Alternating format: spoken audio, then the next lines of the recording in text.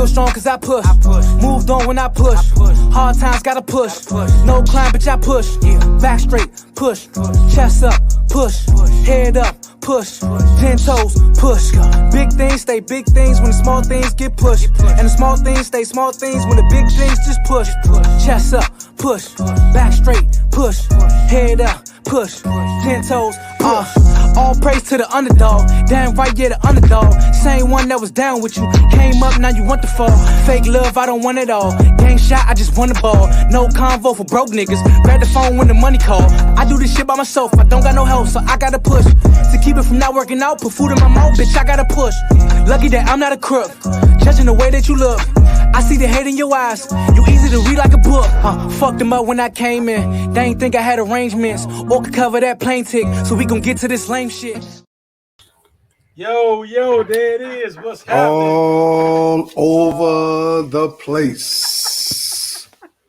Podcast with my man Deon. What's happening, Playboy? We are back. What's happening with you, man? Oh, man. Got a little day off today, man. Had a good day. How was your day today, man? My day was good, man. I'm trying to figure out something happened to me today I want to talk about on the show. Damn, man, my mind ain't worth shit, man. So much happened. Hey, Monica. How you doing? How you doing, man? First one tonight. Listen, we gotta start, man. If the first 5 come on, we gotta get their cash out, man. Man, listen, man. Let me start telling them Negroes they gonna get some cash out. I was burning before they check you. Man, check it out. You know, black motherfuckers just start talking about cash out. They'll be bullshit. Motherfucker, first of the month coming up too. Okay, this is what we talking about off the breakaway. Today is Monday following Valentine's Day, which makes this officially Happy Side Chick Day. You know, so listen. I see motherfuckers came and got their second haircut today. I said, what the fuck? I thought you. No, I got no. I said, okay, all right. You know, send me mine now. Okay, yeah. All right. Cash app. See, they talk about their cash app. Listen. Hey, Mike, how you doing? What's up, listen, Mike Jack? Today is officially Happy Side Chick Day. Happy Side Chick Day. Happy Side Nigga. All the women that were married. And, you know. Oh, did you hear that dude? The one that got the talk show that been talking to all the girls? Is pretty heavy, Kevin Samuels. You hear about him? He got a real hot talk show. And he got a lot going on. He got a real hot talk show. He tells the ladies about what they should have. He told one girl she was 200 pounds and, you know, nobody wants you. Hard on him, huh? Yeah, he said, man, he asked one dude, he said, man, look, how much you weigh? Dude said, I'm about, he said, oh, you 300, huh? So he said, he said, you 300, you 5'10". He said, you got a big dick? Dude said, he said, oh, so you don't have a big dick.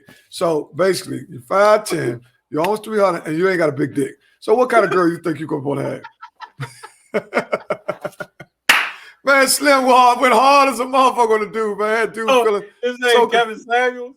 Yeah, Kevin Samuels. Mm-hmm. Okay. He got a real he's got a real, it's on this in the DMV, he got a real heavy following podcast where he talks about relationships.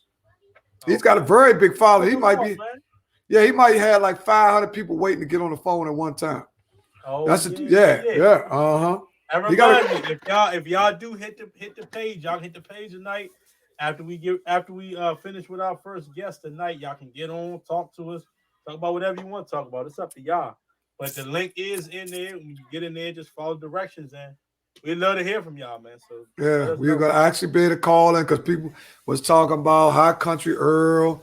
I'm gonna send you. Right. Oh yeah. How the Country Earl keep because Country Earl go to the link. Right. And he goes inside the bio. He just follow instructions. He follows instructions. That's how he keep getting on dude. So man, I seen it. Yeah, you seen it. They was talking about the dude where he was talking about, but the dude gotta have it. See what he was doing. He really should have stayed low key because he had a lot of people that follows him. Right? Okay. He got a real great big following, and he got a lot of women. He basically be talking to the women. But dudes done start calling him. You know what, man? These bros. He said, Shaw, he told one dude, he said, this the same dude. He said, man, you're 20 years old. You make $400 a week. You make $1,600 a month. He said, man, you don't even make $20,000. What the fuck kind of girl? I mean, he just was talking so. But some of the stuff he was saying was true. You know, sometimes people don't want to hear the truth. Right. A lot of people don't want to hear it. They don't want to hear the truth. So, you know, they'll say that's rude and all, but it's the truth. Right. Where it ain't. Where motherfucker, then they start. This when you know motherfucker don't want to hear the truth. Where it ain't how what you say is how you say it. It's the same damn thing. The same. It's the same words. It's just how you take it. That's what it is. It ain't how you say it. It's how you take it. Right. I'll be applying for a job, bro. Okay. Oh. What kind of job you talking about, Frank? Yeah. What you talking about, Frank? Yeah. Frank then left and Frank on making comments now. Yeah, he came on here earlier talking about Kyrie versus Dame. Right. What y'all like about that? Kyrie or Dame? What you say, Slink? Kyrie or Dame? It's a toss-up, but if I was picking a player, I would have to take Dame because of all the other stuff that comes with Kyrie. Kyrie is clearly the much more skilled player, and I think he's better than Dame by a smidgen. But all the stuff that comes with Kyrie and the lack of a good teammate that he is kind of like makes it almost even.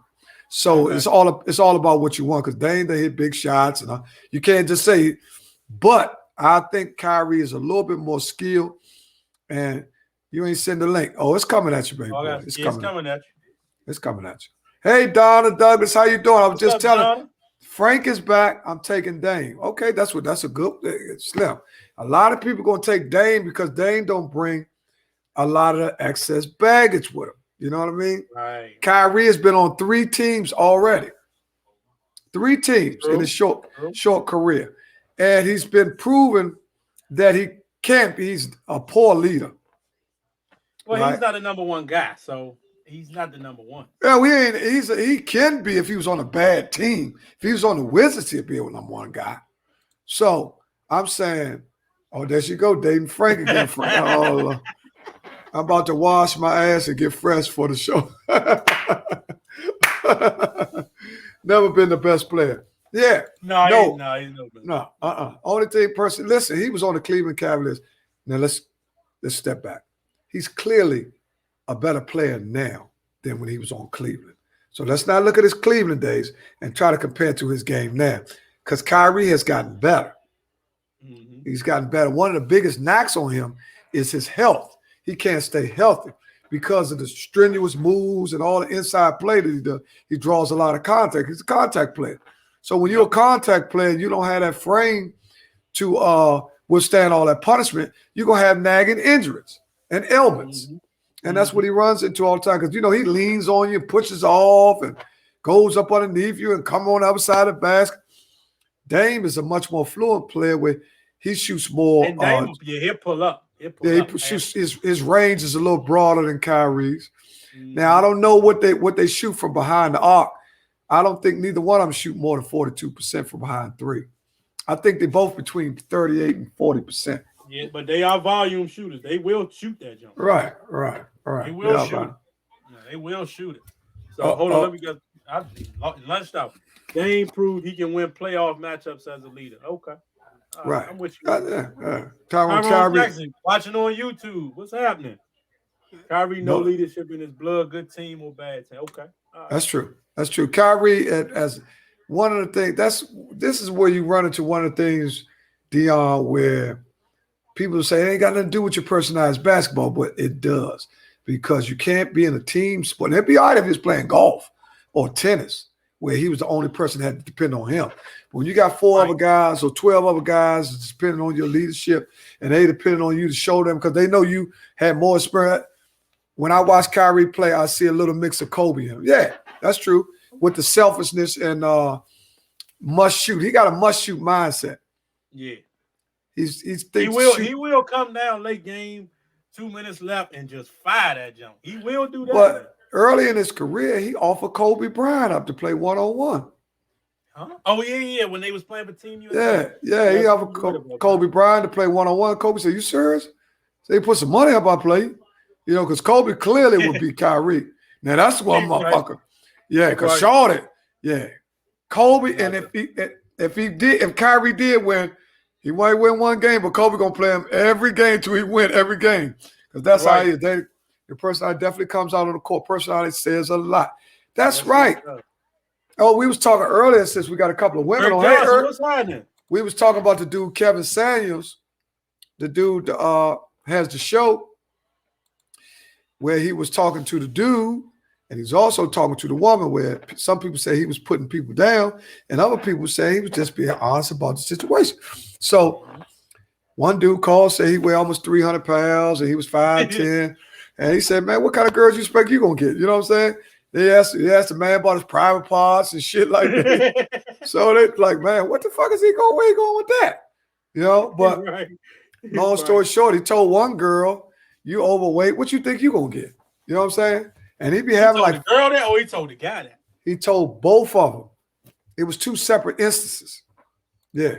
Well, I love it. See, Donna Douglas watches him. Kevin Samuels. He's right now in the DMV. He might have the hottest podcast out. Wow. Yeah. He might have one of our biggest followers out, but he's in a fraternity. I forgot what fraternity he's in. So he got me together. It's okay, Don. Okay, all right. Well, who told you was together? See, people got to realize somebody else got to say that about you, Don. You can't say he got you together. Somebody got to say, Don and Kevin really helped you out and got you together. Right. Yeah.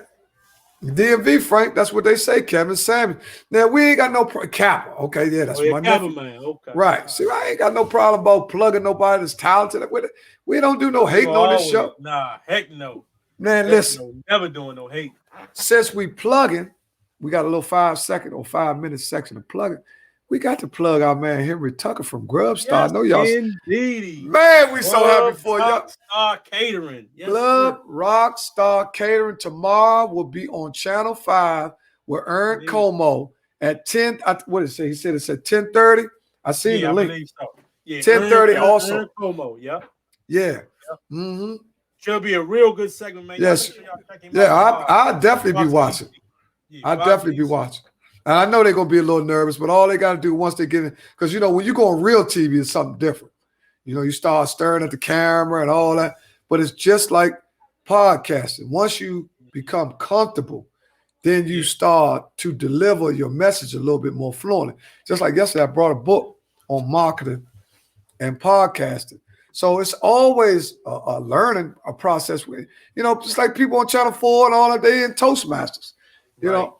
Well, you got to always keep sharpening up your skill. Just like me and you, Deon, I want to take a minute to thank you, man, for being a part of my dream. And it's also your dream, too, because you've been here consistently, man.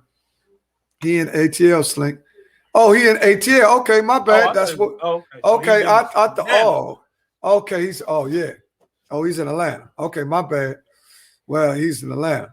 I just want to take a time out, man. Thank you, man, Deon, for motivating me, bringing me up to stuff, man. We iron sharpen iron. Iron always sharpen iron, man. And that's we have a fun time over here, man. So man, we have a good time. It's all funny. It's all funny. Sometimes, man, my week could be going something. I say, well, I got a show tonight. Right. Man, I was dragging so hard today. There was a little bit of rain and nothing going on. President's Day, ain't nobody. Well of it. Oh, right. Oh, right. I don't know nothing about no weather today, but no. What's some good news today? The good news is that we found out that Boosie Collins is easy father.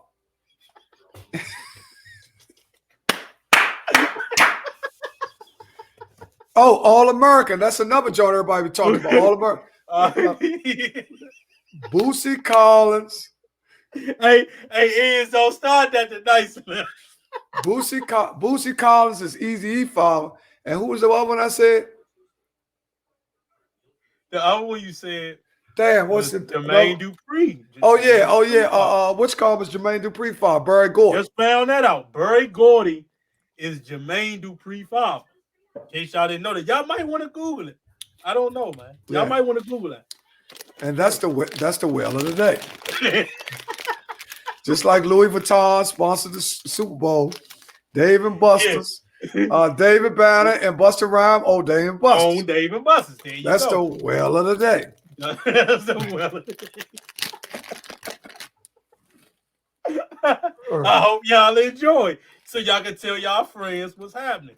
Just like you said, Berry Gordy is the father of Jermaine Dupri, and Boosie Collins is the father of who? Boosie Collins is Easy E-Father. Is Easy E-Father. There you go. Mm-hmm. He the one that he the one that gave Boosie Collins that studio, Ruthless Records. Okay, all right. Boosie Collins gave Ruthless Records studio to Eazy. Okay. Dana said that Bill Clinton is Cardi B's father. Okay, Dana, there we go. The well of the day. The well of the day. Okay, let me ask y'all this. A quick question just to get y'all warmed up. Valentine's Day was yesterday. There they go. Go calling people blessings. There y'all go. Valentine's Day was yesterday. Valentine's Day was yesterday. What happens if y'all having a great motherfucking time and y'all getting warm, had a couple drinks, and y'all want to make love, but the woman is on her cycle? Do you do that? Because y'all in the mood, y'all got stirred up. She should have called it off, Slink, before it even got stirred up. But sometimes women come on this cycle just like that. You know, sometimes they might not. She know when she coming on, though. Like my man said, don't loaf. What the video say? What? Don't loaf if you trying to mess around so much you on your cycle and all that. He said he's still gonna do his thing. Man on that video. Here's how Michael Belly fall.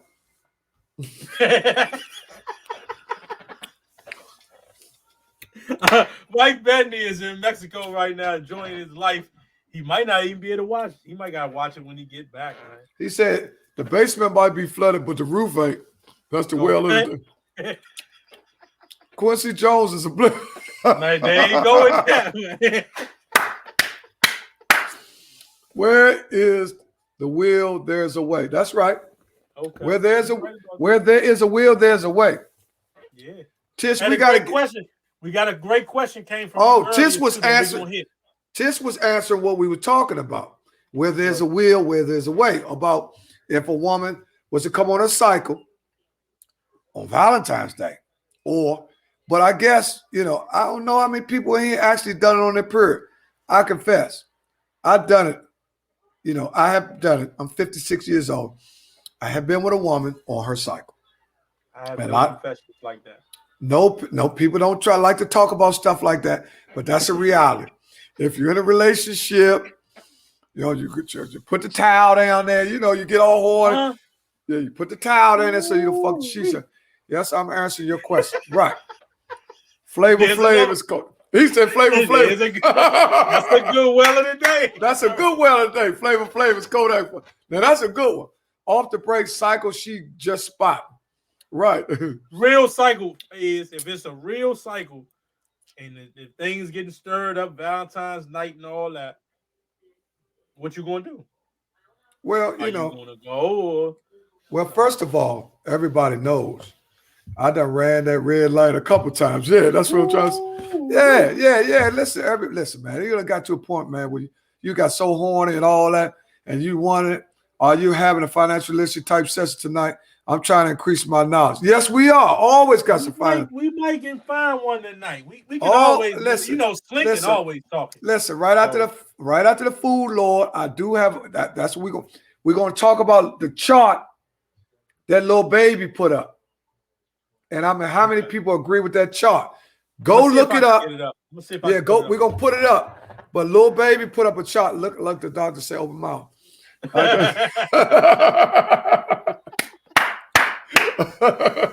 No ketchup on my ass smoke. Nope. I'm with you, Bill. Now I like it. No way, cuz can't do that. So this is what killed me about the type motherfucker like it.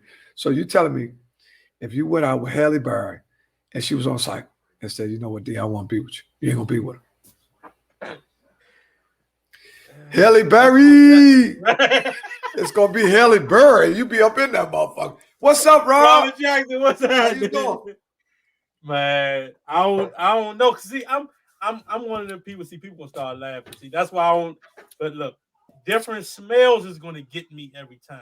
So I'm a person about smells. Right. So if things not smelling correctly, right. You know what I'm saying? I'm done. Feet and smells when it comes from women. Nah, that's true. Man. No, that's I can't do smells. And I already know if she on a cycle, you might got some different smells that's gonna come from that. So yeah, because blood gonna have a. Yeah. Well, y'all done get ketchup on y'all. Yeah, Greg. Yeah, Greg. I ain't paying no attention. But listen, me and her gotta meet in the shower. Listen. Okay. Right. It's now what we're doing is finding out different ways to navigate around making it happen. You see what I'm saying? And I respect. See, I ain't never mad at a person for having a stance on their position. Can't get mad at a person just like you. Person shouldn't get mad at you if you with somebody, your wife, and all. Right. Yeah, this just we're just trying to formulate opinions. We glad that Bill said that he haven't done it because that lets you know that you got morals and principles when it comes to that. But today, to me, it's all about I can wait. I can wait them 2-3 days. I guess I'm gonna try. Or as some people say, you can do other things. Like it's a lot of ways to skin a cat. A whole lot of ways to skin a cat. So you just gotta do something different. And if it's your wife, man, you probably can do that. Do whatever you want. But like me, that's just me personally. I don't think I'm. That's good, and I respect that. No feet, no red lights. I'm good. Man, I respect that, man. You're a nice guy, Gomer Powell.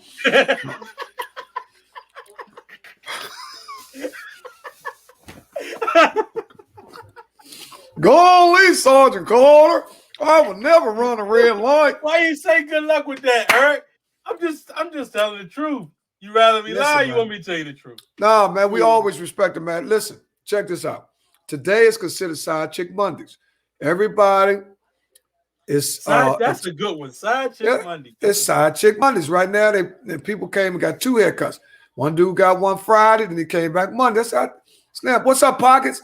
I said, what's up, man? You just got a haircut. I said, it's for my other bro. So I said, oh, okay. So he with his girl, and then he got his side piece. So today is side piece month. Some niggas going to the peanut butter. See? That's true, Bill. I'll get into the late night section already. But Bill, that's listen. one thing I'm not. Bill, listen. Man, Deon works for CDC. A square. There's nothing wrong with that, man.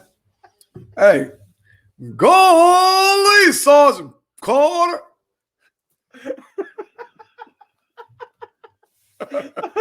That's why I like Deon. You would do a lot of things you said you never. Okay. All right. Well, I'm 38, Tish. I don't know how old you think I am. I'm old. I think I'm old. My daughter say I'm old. Listen. Over time, if you're with the same woman long enough, a lot of things will change. Yeah. Because, you realize, oh, this is who I'm with. I ain't with nobody else. I can't be with nobody else. You're sitting there with yourself all Lindsay Love. Hey, Lindsay. I'm telling you exactly what I would do. Lindsay Love, make sure you click in and fill that link because we need to hear what you talk about. Yeah, make sure y'all click. All y'all got to do is go to the All Over the Place podcast page. The link is right there. Yeah, Tish, we also going to allow you to bring that question to the forefront. So make sure you go to the link, Tish, because we're going to bring you in. You don't have to. For people that don't want to be seen on the video, you still can hear your voice and your repeat, and we can tell who you is. But if you want to be seen on the video, it don't matter. We can bring you in as well. It's up to y'all, man. It's up to y'all. We ain't forcing nobody to get on the camera. But we do want to hear you. Right. The option is there for you if you want to get on. So whoever got that them bonnets and shit, start twisting and put your lashes and shit on. There you go. I see the Food Lord is backstage, so in a couple minutes we're gonna bring the Food Lord on. It is still Meatless Mondays as well as Side Chick Mondays and all the other ones we got for Monday. So the Food Lord will be giving us I'm not sure if he got a presentation or if he just gonna talk to us about food. I'm not sure. Whatever he got, It's gonna be some. Hey, y'all gonna stop going on me too, though. We all know I'm a square. I'm cool with that. Hey, Marcel. Marcel? Hey, Marcel also owns a safety issue for the women. Marcel, put it up there. Type in there so we can get it running across the bottom of the screen for the plug. Type it up there. The name of your business so we can run. He runs the safety. As I told you, you got stun guns and all that type of stuff for the women. So if they need certain stuff when they walk through their car, he got all kinds of stuff. So that's my man, Rob. Rob, make sure you put it up there, send it up there, type it in there so we can get it across the screen. We'll run across the screen. Definitely gonna do it. Put me in, coach. Okay, all right. We can bring you in. Want you to go. Listen, it's nothing wrong with being a square. Nothing. There's nothing wrong with it. There's nothing wrong with it. Listen, it's nothing wrong with it. See, we can't. I'm looking for a chain lead. Okay. Oh, she on that domineer shit. I'm trying to tell you, like, Lindsay Love, Dane and them. I mean, they on joke time. Had this whole joke. I'm telling you, they on joke time. Man. Big Rob, self-defense and accessories. There we go. All right. Oh, there he's still talking about blessings. Look here, man. We're gonna take his food lord is in the back. I think he getting prepared right now. I'm just waiting for him to come back to video so we can take a quick commercial break. Once he come back to the video, we'll take a quick commercial and then he'll be on. But John Wall, I didn't hear that John Wall was a blister, but Rob is on Facebook and IG. Phil Morgan, what's good? Going to be designing y'all jersey. Hey! Okay, there we go. Yeah, that's right. We got it coming, boy. Look at Frank. As soon as he see Phil, he won't go. Frank, you terrible, man. Listen, everybody knows it's Side Chick Monday. It's Side Chick Monday. Side Chick Monday. I seen dudes get 2 haircuts this week. Dude got a haircut Friday for Sunday. Then dude come back Monday. But do you really think that they really took them Jones out though? You really think he took his side joint out tonight? Like that's what is he gonna tell his main Jones? Like where is he at? You right about that, Tyrone Jackson. Squares don't cut the corners. You're right about that. I don't. Well, you got to realize. I thought the guy selling bedroom. Oh no. Hey, see, I told you, man. Oh, there go the food lord. So look, this is what we gonna do, y'all. Go ahead, take one. Quick 30-second break. Next voice y'all gonna get the food lord. Our guest tonight gonna talk to us about some health and all that good stuff. Food, Meatless Monday. So we'll take a quick commercial, man. Go get y'all some water or go to the bathroom or something. We see y'all in 30. Still strong cause I push. Moved on when I push. Hard times gotta push. No crime but I push. Back straight, push. Head up, push. Chest up, push. 10 toes, push. Big things stay big things when the small things get pushed. And the small things stay small things when the big things just push. Back straight, push. Head up, push. Chest up, push. 10 toes, push. Came in the game just to murder something. Put it on lock like a burglar coming. Sleeping on me, that's a bad dream. Then you wake up in a hearse or something. Hey, there we are. We are back. I'm just waiting on the food lord. Once he comes in, we're going to throw him right in. Slink, as soon as he come back to the camera, he might have just stepped off for a quick second. There he is. Boom. The food lord is here. Oh, man. Hold on. Let me throw you in the middle. There you go right there. What's up, food lord? Right back at you. What's up, big guy? Hey, Deon. What's up, Slink? How you doing, my brother? Man, I'm blessed by the best, so absolutely minimum stress, man. There it is. What's happening with y'all, man? We good, man. Hey, Slim. Slim, you looking like a knockoff Darth Vader like a motherfucker, Slim. When I look, I said, man, this motherfucker, he done turned this motherfucker to Star Wars. God damn. Hey, listen, man. Hey, you know, I'm in the comfort of my home, so I need to be comfortable when I start dropping them jewels. You know what I mean, man? Slim, we respect it, man. We like to always have an icebreaker. In Toastmasters, that's what they call it. No question. An icebreaker. So what we usually do is say something just to break the ice. Now we get to the matter at hand. For those of the people that don't know you or haven't heard it, let the people know a little bit about yourself, what you got going on, tell them about the books you wrote, anything just to orientate somebody who's hearing you for the first time. No question. First and foremost, I'd like to say welcome everybody. Slink and Deon, big ups to y'all, man. I definitely respect the welcome, Matt, and I definitely welcome y'all back. You know what I mean? To the audience, to the peoples, man, my name is Antonio Ford, aka the Food Lord, born and raised in DC, the first GOD out this region, you know what I mean? I got knowledge of self, man. I'm about saving people with words and images, food and things of that nature. I'm about family. I'm about growth and development. So when I travel through the land, man, it's always about upliftment, man, giving people words that can motivate them so that these words can become a reality in their mentality. And, you know, it becomes their reality. You know what I mean? It's about helping people besides yourself, man. So that's been my aim, my mission for over 33 years, man, and I won't stop, man. I just won't stop, man. I've been on my grind like a coffee bean, and, man, I stay on the scene, you know, when it's time to help people, you know, and sometimes I do a lot of helping and you don't even know that I'm helping, you know what I mean? Right. It is. Right. Yeah, man, but my biggest thing, man, is loving. I love to talk about food, man, because it's the biggest issue that we face, you know what I mean? You know, I want to say, I made a statement on Facebook about 9 months ago, and I say, who was the smartest? The black slaves in the 18th, 1700s, or the people of today, 2021? Right. The black slaves didn't suffer from heart disease, diabetes, arthritis, gout.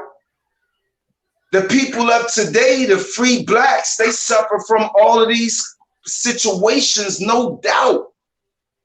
Who was the smartest people?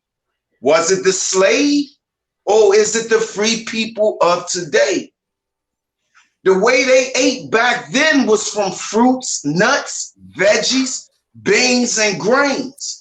Right. The master was stingy with his meat. Right. Say, niggas, you can't get my meat, nigga. You can go out there and eat that old vegetable crap, but you can't eat my meat. Right. We, on the other hand, once we got free, we started eating like the very people that was oppressing us. Right. So what happened? 2021, numbers don't lie. When you look at colon cancer, man, you gotta say, damn. Everybody getting colon cancer. Everybody is angry. They're getting dementia and Alzheimer's. Mm-hmm. Everybody is being fatigued. Everybody is walking around looking like the Flintstones. You remember this from the last show? Right. This tube is what looked like your colon.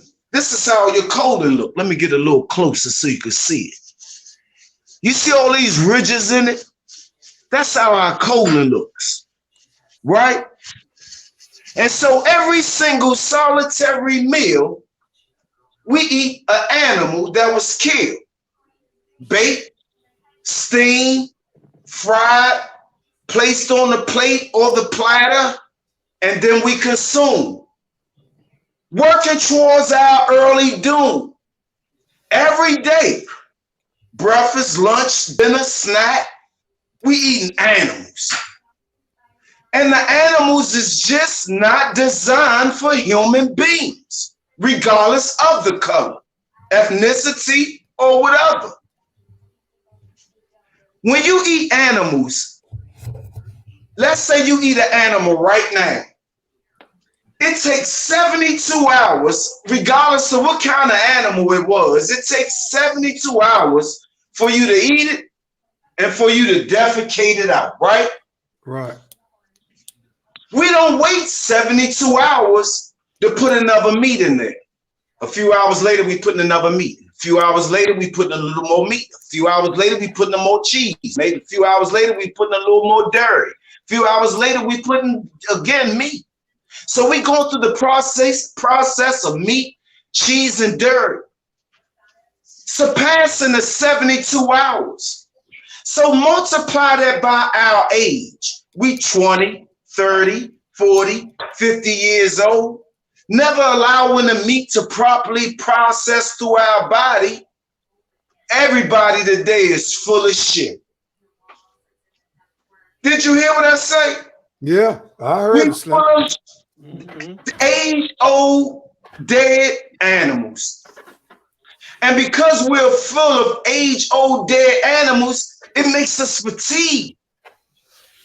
It feels like we're angry because we got them age-old dead animals in our colon, and it's making our body angry and not functioning properly. And because we got the stomach, it's causing bacteria to build up in our colon, and this is how we get colon disease. And so I can't just tell you the problem without helping you to solve the problem.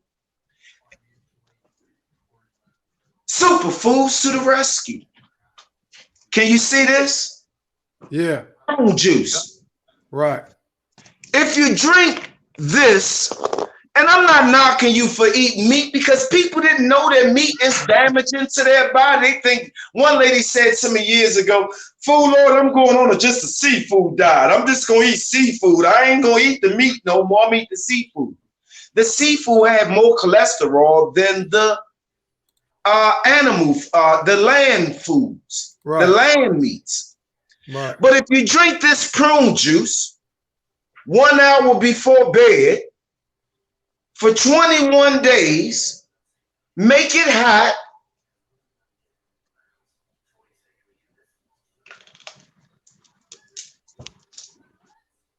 I'm going to drink a little bit to be the encouragement because this is a challenge to your audience. All right. What kind of prune juice is that? Is it a specific kind? You have I recommend your audience to get the Sunsweet brand. 100%. It's gold, right, and it's purple. Right. 100% prune juice. 1 hour before bed for 21 days. What's that going to do? That's going to push those age-old dead animals out your colon, Slink and Deon. Right. And if you get those age-old dead animals out your colon, you get your energy back. Right. When you get those age-old dead animals out your colon, your stomach disappeared. For guys, man, they ain't seen their tool in years. God damn, what another welcome. This is back again. Because their stomach has been in the way. Right. For women, when their stomach go, it makes their booty grow. Women get excited about that, man. They be going, man, I'm going to get me some prune juice. Right. Most people that consume the prune juice, after they consumed it, they said, "Food Lord, you know what? After I drank the prune juice, my sugar craving was gone." That was amazing because a lot of people have sugar cravings. And when they drink the prune juice, because it's sweet and yummy, when you warm it, it takes on a different content and it makes people not crave for the sugar. But this is the kicker. Not only would it help you to decrease in weight, it strengthens up your bones. Because animal meat eat away your bones. It eat away your cartilage.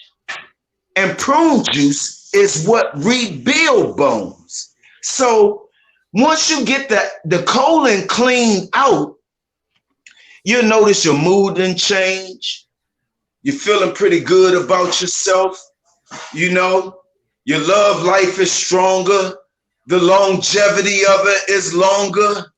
Mm-hmm. Women feel more sensual and more natural and harmonious because you got all of those toxins out of it. Right. So I want to go back to the plantation where there was no arthritis, where there was no gout, where there was no diabetes, where there was no heart disease, where there was no dementia. Only on the master's house, not on the plantation. So I want you to ask yourself, really, who was smarter dietarily? Is it the free people or the people who were so-called slaves? So now I want to ask you, Slink and Deon, what are we going to do? Are we going to keep just eating ourselves to death or add more superfoods? Prunes are superfoods. You know, we got in this thing because all these restaurants are everywhere. You don't see healthy restaurants popping up. You see so-called healthy restaurants that serve good smoothies, but then they serve you a lot of soy chicken wings, soy barbecue ribs. That soy builds estrogen and causes health dilemmas. Then the fruit that they're using is not even good fruit. It's pre-packaged. So I encourage people to be more aware of food in 2021 because the times is changing. When you go to the grocery store and you buy let's say, a rotisserie chicken out of these conventional grocery stores, you didn't notice, and I don't expect you to notice, but if you get closer to that chicken, that rotisserie chicken that's sitting in your favorite conventional grocery store, and you read the ingredients, chicken, salt, carrageenan. What is carrageenan? And we go to Google, what is carrageenan? And carrageenan is a substance that make you agitated, irritated, frustrated, aggressive, cause cancer, and a host of other dilemmas. So if we're not being updated with the way we eat, but yet we will be fast to update our phones and our computers, but not update our way we eat. Right. Man, we in trouble. Right. This is why I'm here, to keep you updated, to keep you abreast so that you can be your very best and not be plagued with health dilemmas. I'm not against the meat, but I am against really killing animals. Right. We should love our animals more than kill them. Right. Because if you eat an animal on a daily basis, I can only assure you that that animal is coming back for revenge. You don't see it now, but maybe tomorrow you'll notice your stomach's getting bigger. That's the revenge of the animal inside of you. You notice that your arthritis is hurting. That's the revenge of the animal. You had a heart attack because blood and oxygen stopped going to your heart because your arteries was clogged that went to the heart. That's the revenge of the animal. Or you had a stroke because blood and oxygen was restricted from getting to your brain. That's the revenge of the animal. Or you get breast cancer. Millions of sisters have lost their breasts. That's the revenge of the animal. People, look at the gout. That's the revenge of the animal. So it is imperative that we be food savvy in 2021. Well, let me ask you a question. Let me ask you a question. Now, for Meatless Monday today, I had squash and red peppers. Is that a good superfood or what? Congratulations. Now I did cook it in butter though. I did cook it in butter, so I guess that was bad. The butter is bad. Can you try the olive oil the next time? But don't beat yourself up because you made that attempt. See, this is the key that I want to point out to you about yourself, Deon. You rose your awareness. You made yourself aware that this is a time I need to try to eat a little something healthy. So you was aware. The more your awareness rise up, the better you eat. Mm-hmm. And the only reason that people don't eat better because they just aren't aware. That's why I'm here. Right. Listen. You got anything, Slink? Yeah, I put a question. I inboxed you one time. There's a few things people might want to talk about or might want to ask you about certain foods. Like for instance, what can a woman do or what can she put in her What could she eat to stop like hot flashes? Hot flashes. Woo-wee! Let me tell you what hot flash. Let me drop this little spill on you. If blood and oxygen don't get to your heart, you have a heart attack. Right. If blood and oxygen don't get to your brain, you have a stroke. If blood and oxygen don't get to your skin, your cells, your tissues, guess what you get? Hot flashes, strokes, breast cancers, and more. Mm-hmm.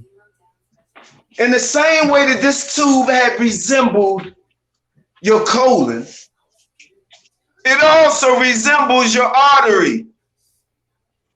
And what travels through this artery? Blood, oxygen, and the nutrients from your foods. Unfortunately, most people haven't put nutrients in their diet. So therefore, there is no nutrients traveling through this artery. Only cholesterol that the meat leaves behind. If you're unfamiliar with the word cholesterol, the doctors use the word plaque. Right. The same plaque that build up on your teeth is the very plaque that builds up in your artery. And the more plaque that builds up in this artery, it makes it difficult for blood and oxygen to travel through here. And when it's difficult for blood and oxygen to travel through here, that means you may be having hot flashes. Right. That means when you go to the doctor may put you on stents. Put a stent in your artery because it's so clogged with cholesterol. Mm-hmm. Or you might be lucky, and they give you blood thinners to thin your blood so it can squeeze. Can my hands squeeze through it? See my fingers? It's difficult, boy. It can squeeze through there. The blood and oxygen. How did she have hot flashes? Because her arteries is clogged. Open up the veins with superfoods. Open up the colon with superfoods. So give us. Last time you gave us 5 things in one day that we all should at least eat, and I think one of them was what was it, Deon? You said ginger. Yep, ginger root. Ginger root was one. Ginger root. Brazilian nuts. Brazilian nuts. Green tea. What do you say? Green tea. Green tea. Turmeric. Turmeric. Yep, I know turmeric. Turmeric. That's what I was going to say. And what's the other one? What else did I say? You said Brazilian nuts, turmeric, ginger root. Pomegranate. That's it. Yep. Pomegranate. Yeah. Pomegranate. All right, I'm gonna give you 5 foods right now. These 5 foods are known for whooping cholesterol's ass. Okay. Remember, the cholesterol is what all animals, land or sea, leave in your colon and inside of your arteries. Okay. And so these 5 foods are red onion. Right. A red onion is an antioxidant. I love red onion. Known for opening up the arteries and cleansing out the colon. Right. Okay. Blackberries. Okay. They boost the immune system. They open up veins and they help stabilize your hormones. So if a woman is having hormonal issues, I recommend that you encourage her to eat plenty of blackberries. Okay. Number 4, cucumber. Okay. They are so loaded with nutrients. People look at the cucumber and don't expect food to be powerful, Chuck. He want to go out. Yeah, he won't go out. You hear him hitting the bell? Yeah, he know. Yeah, He's smart. He'll hold on. But yeah, the cucumbers are very powerful superfoods. Right. And what they do best is give you all kinds of B vitamins, nutrients, and minerals. The last thing, the walnut. The walnut is a nut that, and the reason I'm saying walnut is because we are becoming so damn obese that our weight is increasing, that our bones is struggling to hold us up. Right. This is heavy. He getting heavier and heavier. Right. But the bones ain't growing with the weight. Right. The bones is the same size. So I encourage you to eat walnuts because they make your bones extremely strong. So you got walnuts, you got red onions, blackberries, and cucumbers. Blackberries, cucumbers. That's 4 foods, right? What's up with the black seed oil? We've been hearing a lot about that. Is that a myth or is that reality? Is that the truth? There is some scripture written about the black seed, that it cures everything but death. And the moment corporation realize, oh shit, this shit can help people, man, they gonna run to it quick and commercialize it and then put it back out there for you. Right, so they cut it up. Man, you already know, just like in the 80s with their heroin. Yeah, right. So so the average black seed oil that people getting is not authentic black seed oil. I would recommend that you order it from overseas. Okay. Versus getting it from over here. Right. One thing I do want to point out, I do these health presentations in which I meet a person at the grocery store and I talk about food. I be schooling them on food while at the same time, while they picking up their favorite meat, seafood, cheese, and dairy, I'm helping them to grab the most potent fruits, nuts, veggies, beans, and grains to insert and surround their meats with.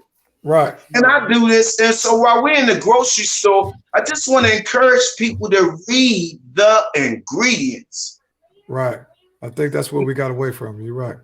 Yeah, we got to read the ingredients because today they have ingredients in foods that, like in all of the grocery stores, except for Whole Foods and Trader Joe's, they have injected in all of the rotisserie foods, in addition to the chemicals, the carrageenan. And all of the prepackaged foods, juices, chips, candy, snacks, and cereals, mints, gums, is blue 1, yellow number 5, yellow number 6, aspartame. These ingredients are known for causing cancer, making you agitated, irritated, frustrated, asthmatic, and aggressive. Mm-hmm. Okay. So once you start reading the ingredients, remember what I was saying about Deon? You lift your awareness up. You said, man, I'm gonna add the squash and what else? Zucchini? The squash and what else? Squash and red peppers. And the red peppers. So you put some thought in eating something healthy. The next time, just use a little olive oil. All right, bet. Okay, next time, just where can we? You got to tell us about the books, just in case we got people who don't know who you are. Where do we get the books? How do we get the books? You know, we definitely don't want to let you go without you telling us how we can get them and where to get them and the names and all that. I got the best 2 new books that was published last year, 2020. The Holy Bible of Superfoods and the Holy Quran of Superfoods. Both these books are on Amazon.com. The Holy Bible of Superfoods is www.theholiBibleofSuperfoods.com. And this one is the Holy Bible, the Holy Quran, www.theholiQuranofSuperfoods.com. And again, both of them are on Amazon.com. I encourage your friends to join me on social media where I amaze by talking about foods that's fruits, nuts, veggies, beans, and grains. These are my flagship books, the Holy Bible of Superfoods and the Holy Quran of Superfoods. But I also have 2 books that was my flagship prior to these 2 books. And these 2 books is the ABC book of Superfoods and Cooking with the Food Lord, One Bite at a Time. Again, these books can be found on Amazon.com. Cooking with the Food Lord, One Bite at a Time on Amazon. And the Food Lord ABC book of Superfoods on Amazon.com. I encourage you to go out and get them. I encourage you to get the Bible or the Quran one because they have more information in it and it's more edutainment. Meaning it will educate you and entertain you at the same time. Oh, edutain. I like that word. Edutain. Edutain. Edutain you. Entertain. You won't find it in Webster, homie. Don't even go to it. No, we ain't got it in Webster. We might have to go up. We might have to go up Webster Street by Carl to find it, but we'll find it. Well, check this out. We hope y'all enjoy the Slim, Food Lord Antonio Ford, man. But thank you again, man. Go ahead, Slink. I heard. No, man, I'm just always piggyback on it. We first and foremost, we always got to thank you for allotting your time because you could have been doing. You got a family, you got kids, you got a dog, you got a lot of stuff you could have been doing. She said she's going to buy one of those books. So if we can get you on here, just sell 1 copy. Yep, that's a blessing. Thank you. I truly appreciate that. Hey, man, you know it's a blessing. Hey, Slink, man, we go back like crayons and car seats, man. And Deon, it's an honor to be in your midst, brother. Let's keep making history. Let's keep changing lives one bite at a time, man. And remember, it's one bite at a time, man. We can't do it no other way than that. You know what I mean? Yep. Okay. Before you go, Slim, just show them the books one more time, because always one dude that just came in from smoking a cigarette telling me, I ain't even see the motherfucking books. Where the fuck the books at? It's always one. You know what I'm saying? This is the Holy Bible, the Holy Quran of Superfoods on Amazon.com. This is the Holy Bible of Superfoods on Amazon.com. This is Cooking with the Food Lord, and this book is a cookbook. So this shows you breakfast, lunch, dinner, and snack options, foods that you want to surround your favorite meat, seafood, cheese, and dairy with. Okay.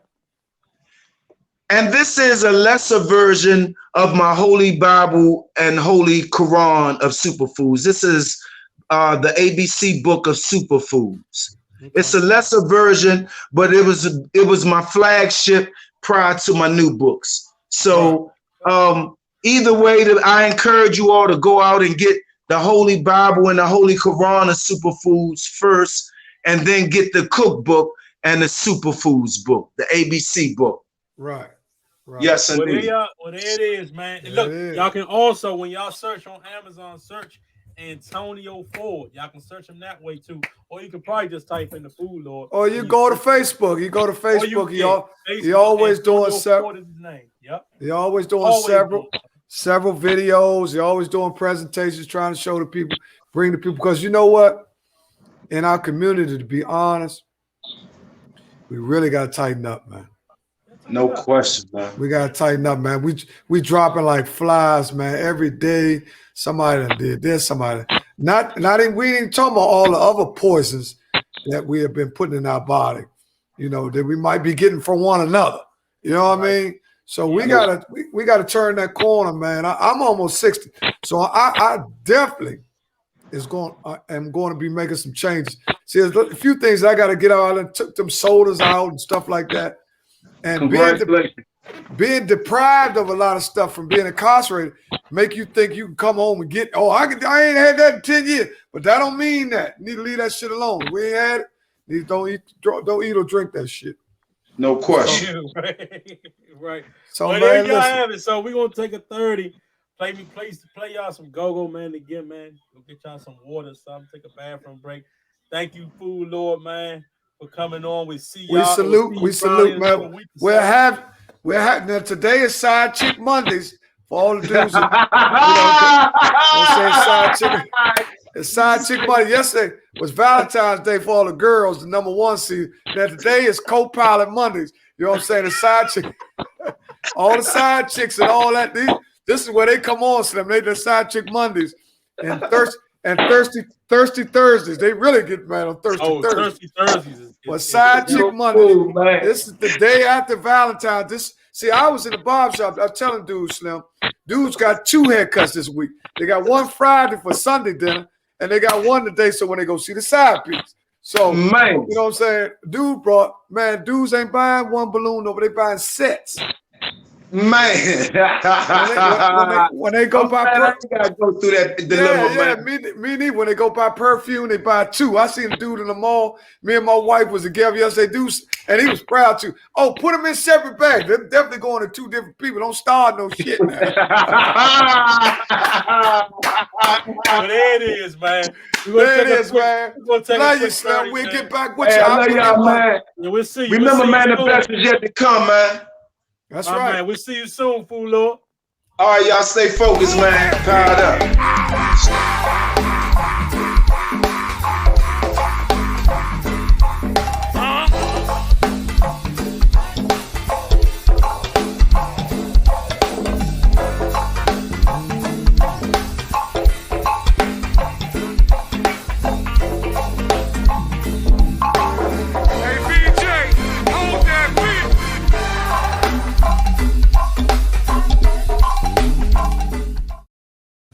Yo, right, you have it, man. The food. That's like beautiful. Like, man, what's y'all time, man? Call in there. Go to the All Over the Place podcast page. Y'all can get on there, talk to us, say whatever you want to say, man. We here.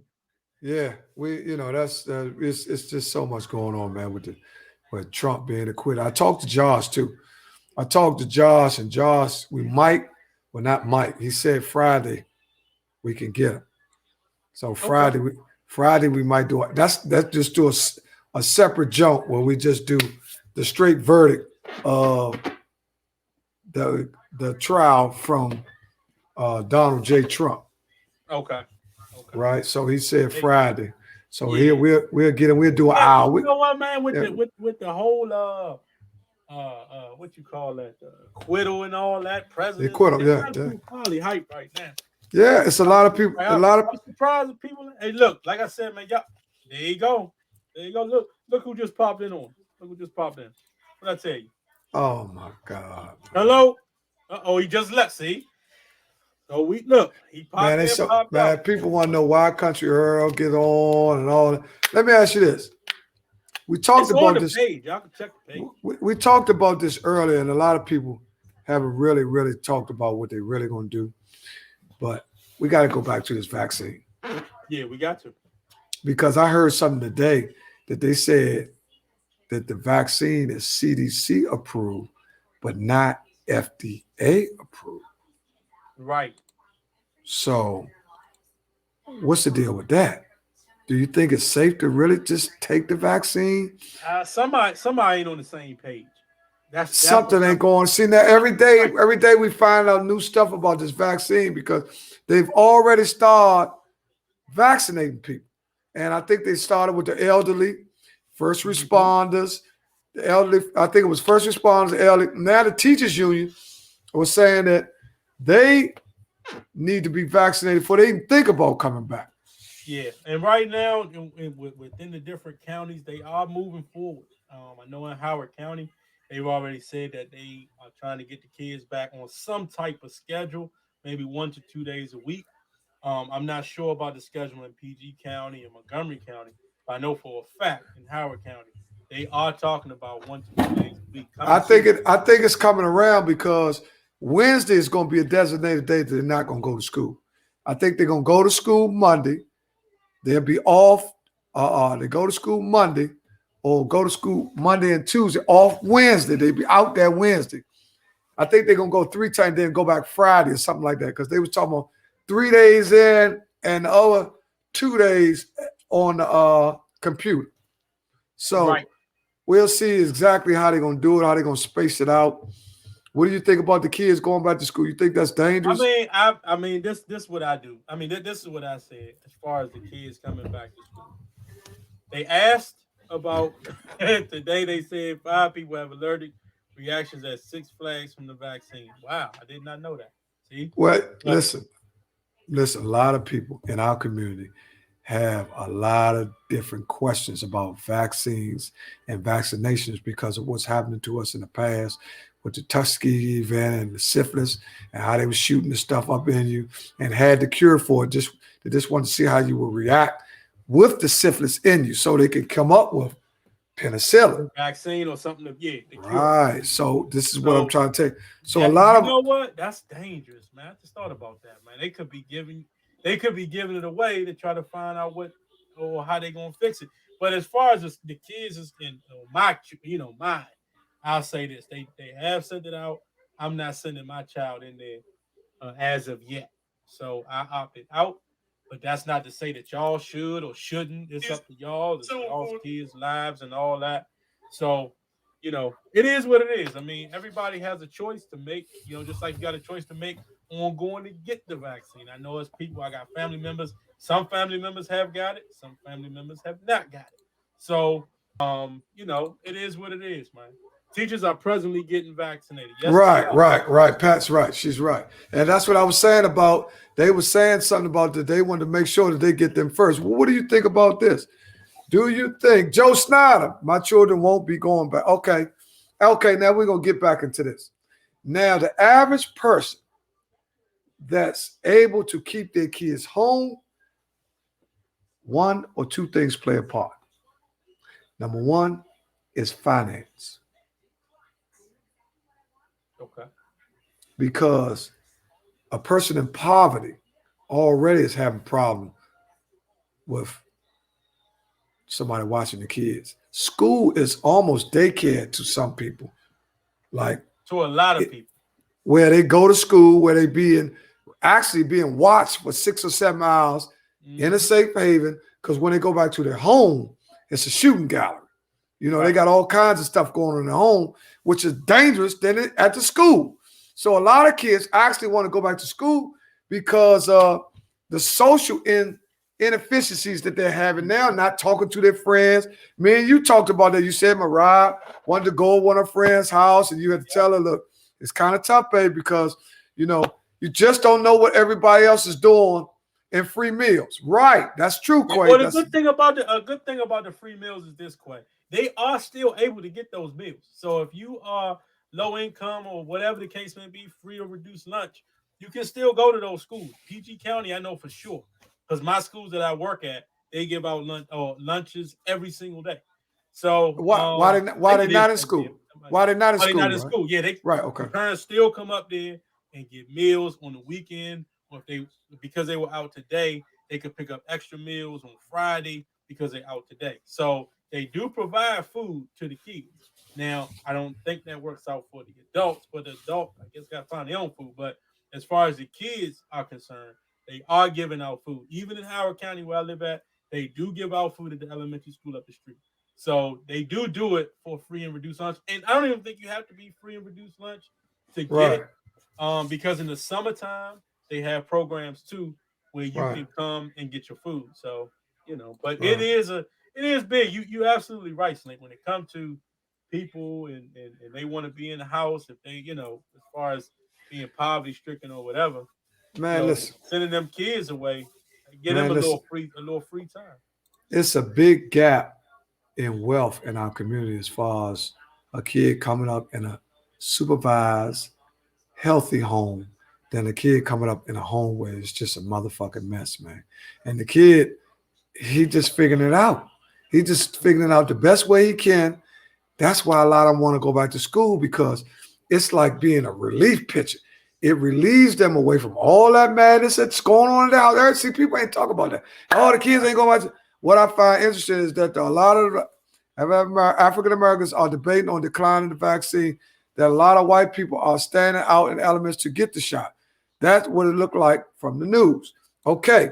And also, Donna, what you're right is that we are 3 times likely more to die from the virus than any other ethnic group. So and anything getting a little bit in you. You see what I'm saying? Yeah, well, it's gotta be. They gotta be shooting. We don't want to sit here and give up false information. Like, well, it won't be the first time motherfucker gave us some false information. We just shit. Well, it's just like we can't get shut down because they will shut us down. Yeah, well, just like the flu, you get the flu shot. They shoot the flu in you because they say that our bodies have enough, our immune system has enough toxins to fight it off. So you mean to tell me what they're gonna shoot the corona in me? And why are you shooting it? Why, man? Listen, man. I'm gonna tell you something. COVID is getting close. They got a lot of different strands. Everybody knows somebody that's been infected. Everybody. Yep. And might have even lost some from. Unfortunately, I done lost. Last year, I lost like 4 people that I knew were perfectly healthy before COVID. Well, at least they thought they were healthy. But as soon as they got COVID, and maybe it ain't all about COVID. Sometimes you could just have bad health care where you don't get the proper health care, where you not getting good health care, because it's a difference between health care now based on your policy now. Absolutely. They got some jackleg health care where you go in there and tell them motherfucker they really not trying to keep you because your health care doesn't pay for all the stuff that you really need to get you better. Absolutely. So they'll give you some take-home shit. Every day we're finding out something different about the virus. Something ain't right. We could smell shit a mile right. That's a time. I mean, that's true, Slim. But that's true. We can't tell you. Slink and Deon, the All Over the Place podcast, cannot tell you to go or not go. We can tell you what we'll do, but y'all still gonna have to make y'all own decision. So I just don't want people, Deon. This is another thing that also in our community, every little thing is used to divide and conquer us. If you want to get the vaccine, Deon, it's okay. Right. If I don't want to get it, it's okay. It's okay. As long as I still practice wearing my mask, because when you get shot, you still got to wear the mask. Now they came out today and said, Joe Biden said we at least going to be wearing the mask the next year. Oh, yeah. And that's mandated. That was yesterday. He said we at least going to have the mask on going into next year. So here we go. We're going on year 2 with these masks. Slink, that's so true. Mr. Doctor said that the shit they treat you according to you. Man, listen. Everybody has different health care. Some people may have a health care policy. Mm-hmm. Some people may have a B. Some people may have a C, and some people may have a D. But what Obama did is made sure you at least was able to have some coverage, because some people didn't have no coverage until Obamacare. So could you think about it if they didn't have all them people before Obamacare, man? They would have been dropping like for real flies. Because older people don't even want to go to the doctor as is. So, you talking about people who in the rural areas who didn't have it, man, they would have probably been a bloodbath. Yeah, that's what I say. Been a lot worse. It's based on your coverage. It's based on your coverage, man. And I would hope everybody have decent enough coverage. Some people with a job or I got some of the best drugs while I was hot. That's good. He went. See, Iz also had COVID. He was in there for a week. Yep. And Iz called me on the phone. And, man, I was so nervous because I know him personally. I know him. Yeah. You know what I'm saying? And I heard it in his voice. It was like, Slim, I'm uncertain about this shit. You know what I'm saying? He didn't say it in them words, but, it ain't no secret between me and him because that's my man. He know I would never put his business out there. But at the same time, as his friend, I was concerned. I pulled over. I was on 214. I said, man, I know it. And his voice, he was like, Slim, I don't know. I said, hold on, wait a minute. I pulled over, Deon. I was on the way home. I pulled over because I could hear it. And I said, man, Slim, man, listen, you got to hang in there, because the doctor on the show said one of the biggest fears that our people have is when they go on the ventilator. Mm-hmm. Because you don't know if you're coming back. And it's so crazy right now. When you even go in the hospital, you going in by yourself.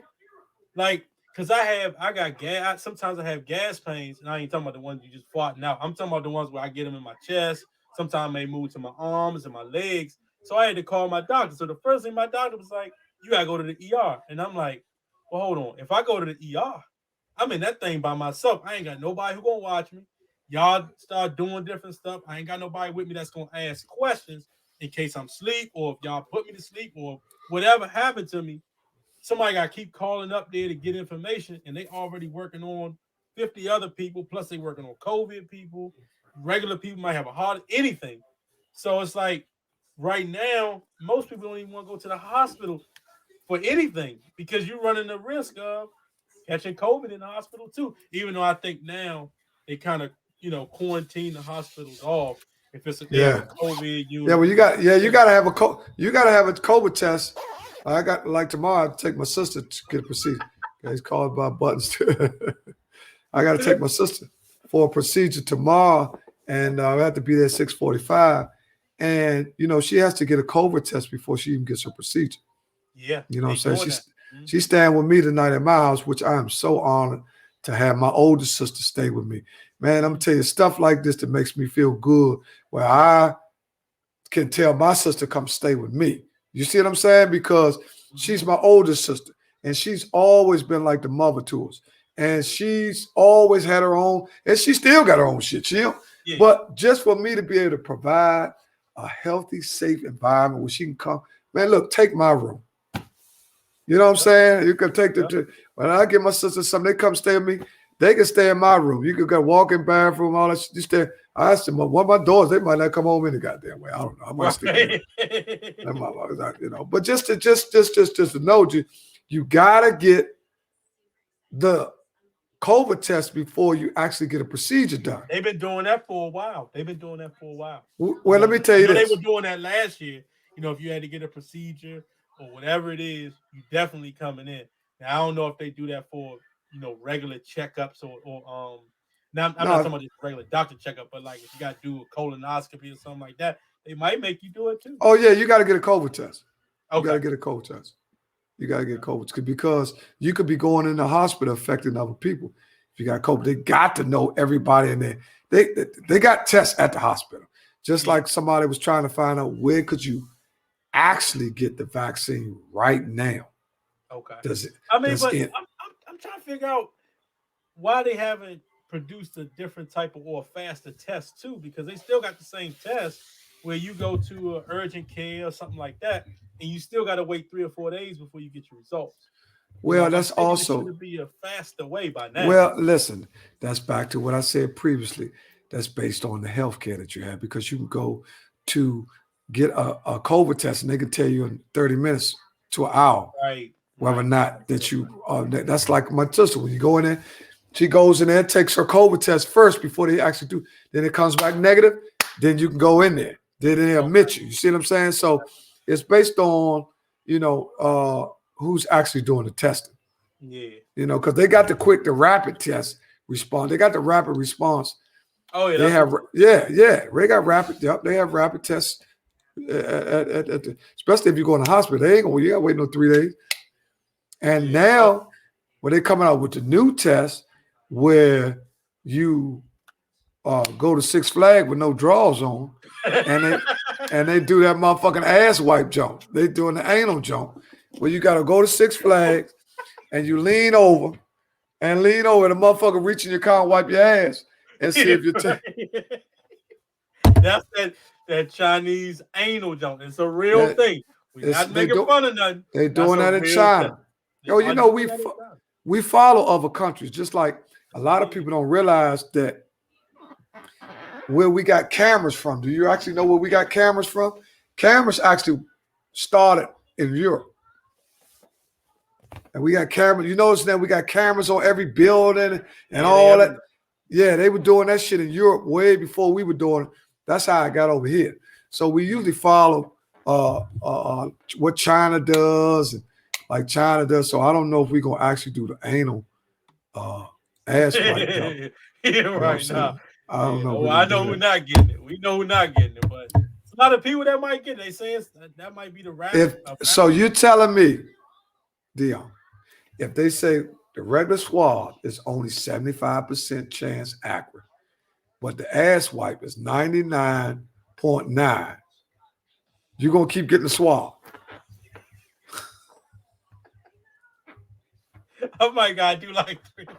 Oh my God, do like 3 of us. I ain't gonna lie, because he's gonna take everything for me to do that. Just like we were talking about last week, because I didn't know about the colonoscopy and all that. Then we were talking about that last week. Yeah, the colonoscopy. So my father called me after the show laughing like I don't know what. He was like, son, you know you about to be on your way, right? And I'm like, I ain't know that was a real thing. So, look, there you go. He just came back, man. Let's see what he's talking about tonight. See, make sure y'all hit the link so I can get y'all in. This our man right here. See what he's talking about. Yo, what's up, man? Hello. How are you gentlemen doing this evening? Let me pull you to the man. What's up, man? You sounded very excited today. What you so excited about, man? Yeah, why are you so excited? It is a great, prestigious American holiday, and I think we all should be celebrating like I have been all goddamn day. It's President's Day, one of the best, glorious days, second to our Independence Day. This beautiful, beautiful day. Okay, so you like Biden then? You celebrating Biden today? That's good, man. I'm sorry. I'm sorry. I'm not riding with Biden as a lot of people put on their bumper stickers. I believe that's communism. I support Ronald Reagan and our former president Trump, who will always be my president, and all those patriots who came before him. Yeah, I know you're probably happy too, because your man got acquitted yesterday. That's right. That's right. He did. He certainly did. He certainly did. Most certainly did. You know what? And I say former, and I'm using that lightly, ever so slightly, because on March 4th, he shall return. On March 4th? What? What's March the 4th? What's March the 4th? You didn't know? You didn't know? Mr. Cruz, he's going to put him back in. Mr. Cruz, I love his new haircut. He's got the business in the front and the party in the back. I love that mullet. That man is going to bring him back, and this rigged election is going to get turned over. I'm trying to tell you, man. I've been in the backyard. Man. Hey, let me tell you something, man. I was listening to that chef you had there, so-called chef, that vegetarian chef that you had on there. I was in the backyard grilling all damn day. Real steak, real ribs, real chicken, just cooking up my everything I had in that freezer. And that man's over there cooking. We trying to live, man. What is he doing? Grilling carrots? What is he, buddy? I don't understand, man. That's the healthiest thing for you, Earl. We know you don't like good health because you with Donald Trump, so we know you crazy as a motherfucker. With that crazy. Hey, somebody, one of the listeners, Donna said, "Are you QAnon?" They say you might be QAnon. Are you Q? Yeah. Well, thank you. I like to look at myself in the mirror and think I am cute. Appreciate it. Thank you, Donna. Make sure you slip my number later on there, Deon. Unless that's Slink territory. If that's Slink's territory, then I don't want to impede on his accomplishments. You understand? You dig me? Yeah, I got you.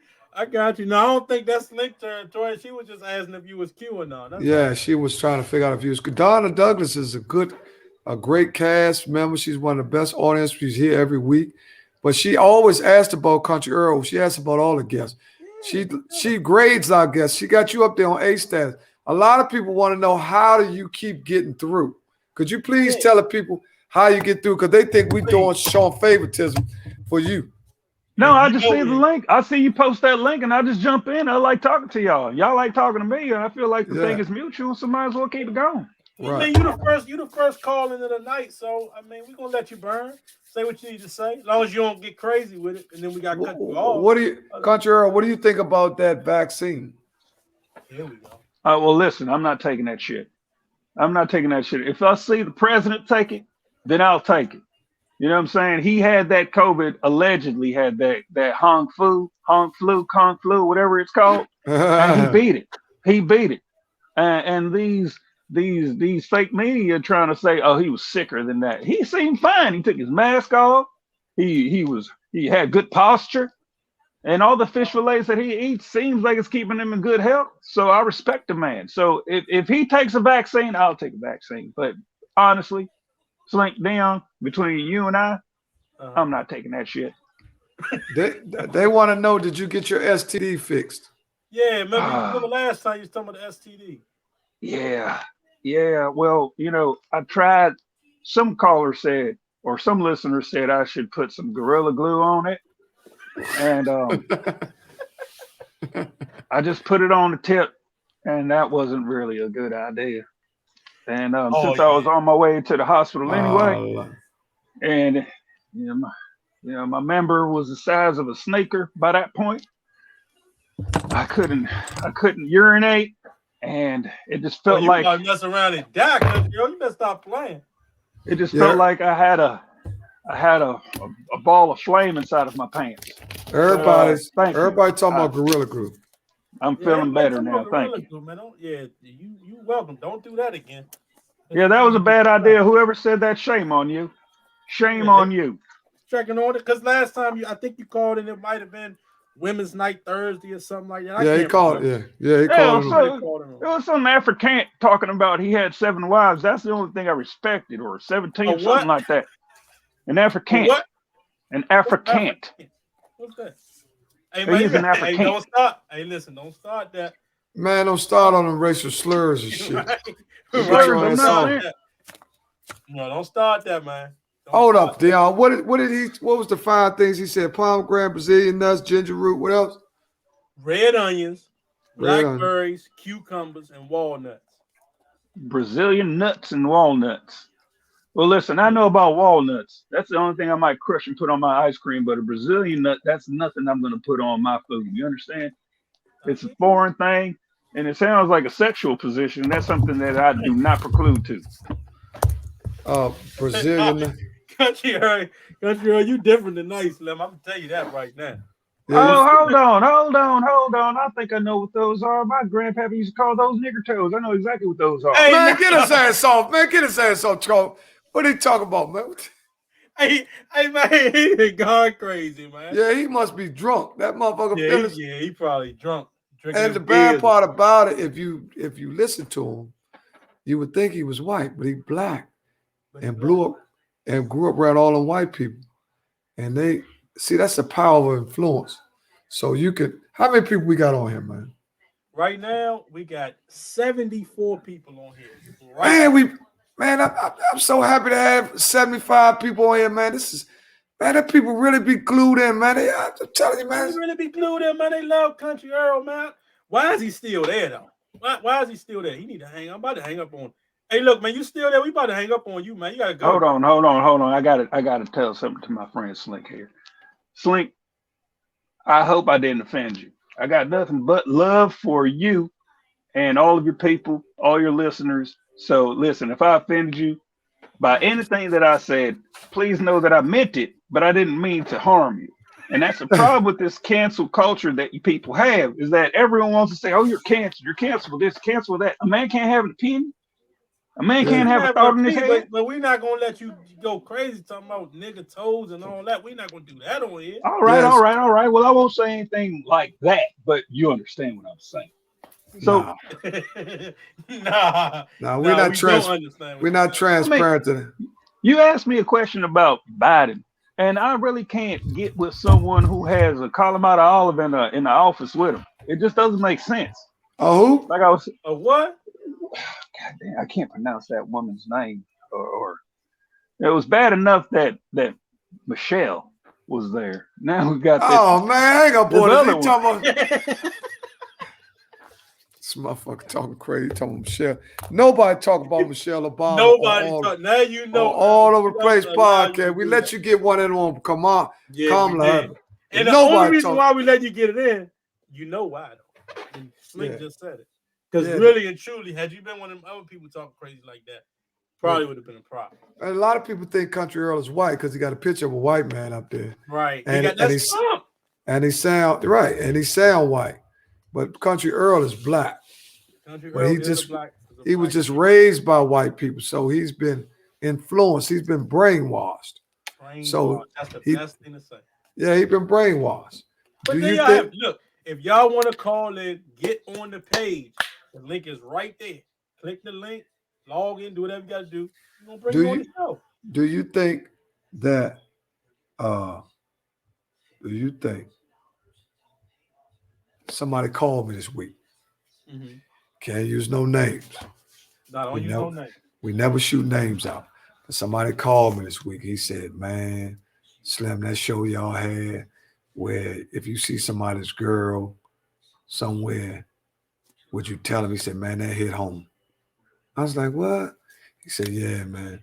I seen my man Gail, Slim, and I don't know what to do." Top 5. Go ahead. Top 5. Hey, thank you, Frank. That's our man Frankenstein. He is a producer, in case y'all didn't know. Top 5. Oh, so what was the story though? Or you were just saying that hit home and that was a yeah. He called me and said, "Man, Slim, y'all show is real. That shit really hit home. What y'all was talking about. It seemed like y'all was talking about me because it really hit home." He said, "That's real, man. That shit is crazy how y'all brought that issue up, and it really happened." So that's what I'm saying. We try to bring up stuff that's really relevant instead of making shit up. Bring up everything, man. We got a lot to talk about as always. But top 5, this is what we need y'all to do. Call into the show right now. We want your top 5, or you can put it in the comments. We will put the comments up too. Lindsay Love, I sure hope he took a photo and told his friend. I'm guessing she talking about Country Earl. Oh no. She talking about what I'm talking about. Well, we don't know the situation. It could have been him. Who knows? Well, he said he's kind of confused whether or not he should tell or not. Okay. That's what he told me. Top 5 time, y'all. Top 5 female R&B artists of all time. Let's hear it. Yeah, you go first, Slink. Give me number 5. We got the number 5. And it don't have to be in order. It don't have to be. Top 5. Give me your first one. Give me your first one. Whitney Houston. I'll see. I'll take Whitney and I'll give you Beyonce. Okay. You give me Beyonce, I'll give you Aretha Franklin. Ooh, Aretha Franklin. Now you took it old school. Give me Mariah Carey then. Okay. You take Mariah Carey, I'll give you Janet Jackson. Ooh. And that's 5 right there. That's our 5. That's our 5. There you go. That's our 5. Whitney, Aretha, Beyonce, Mariah Carey, and Janet Jackson. There it is. Frankenstein say, "I can't put Whitney over Aretha." We're not putting it in order though, Frank. We just saying top 5. Is there anybody that got a snub? Do y'all think that we missed somebody? Oh, you want to take somebody out and put somebody in?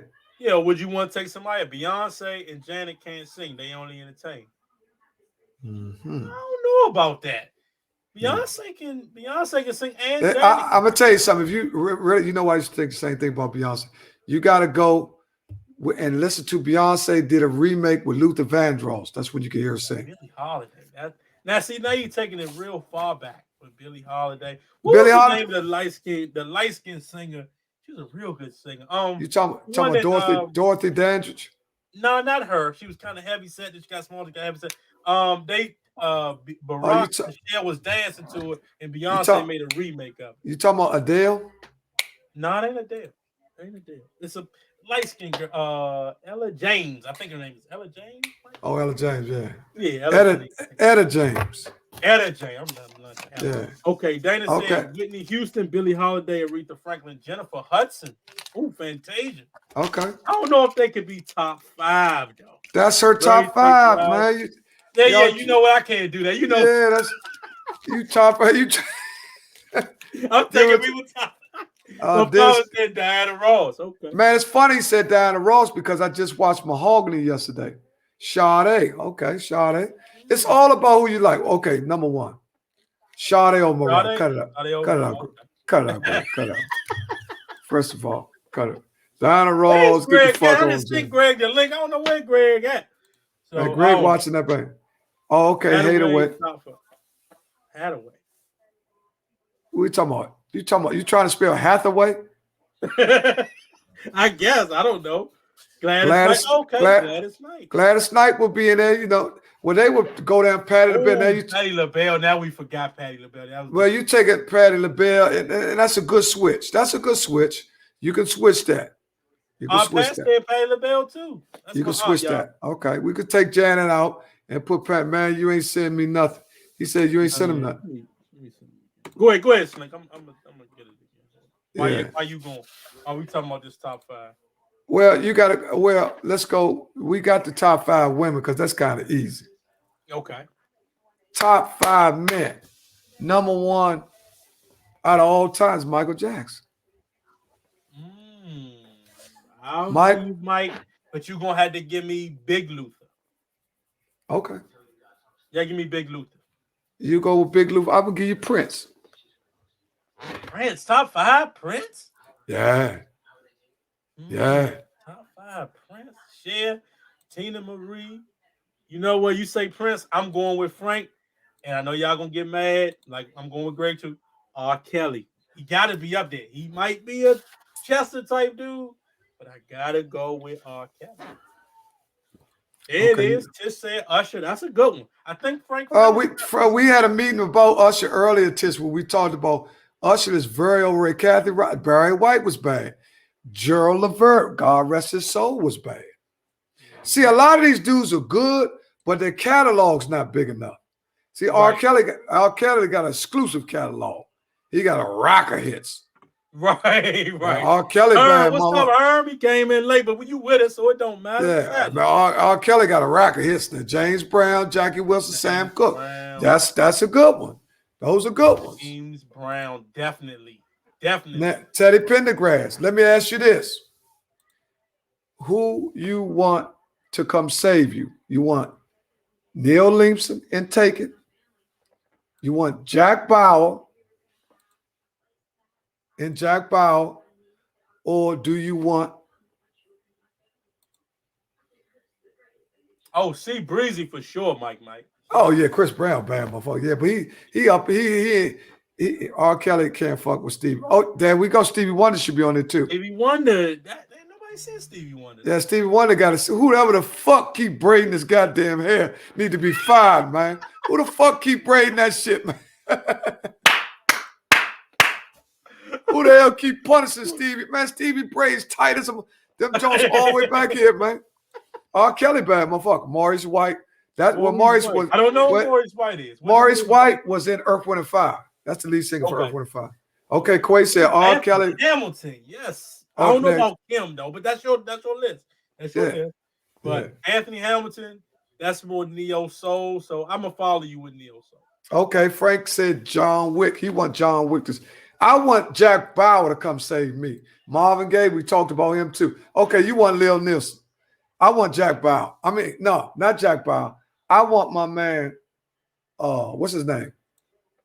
You know my man, he got about 2 or 3 jumps.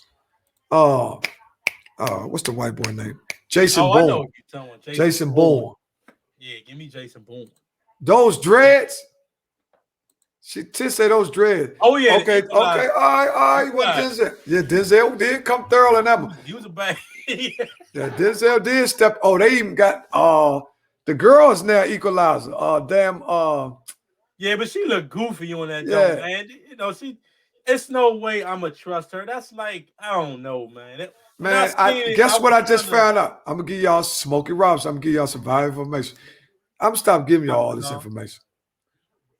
I'm gonna stop giving y'all this valuable information. Queen Latifah is Megan Thee Stallion mother.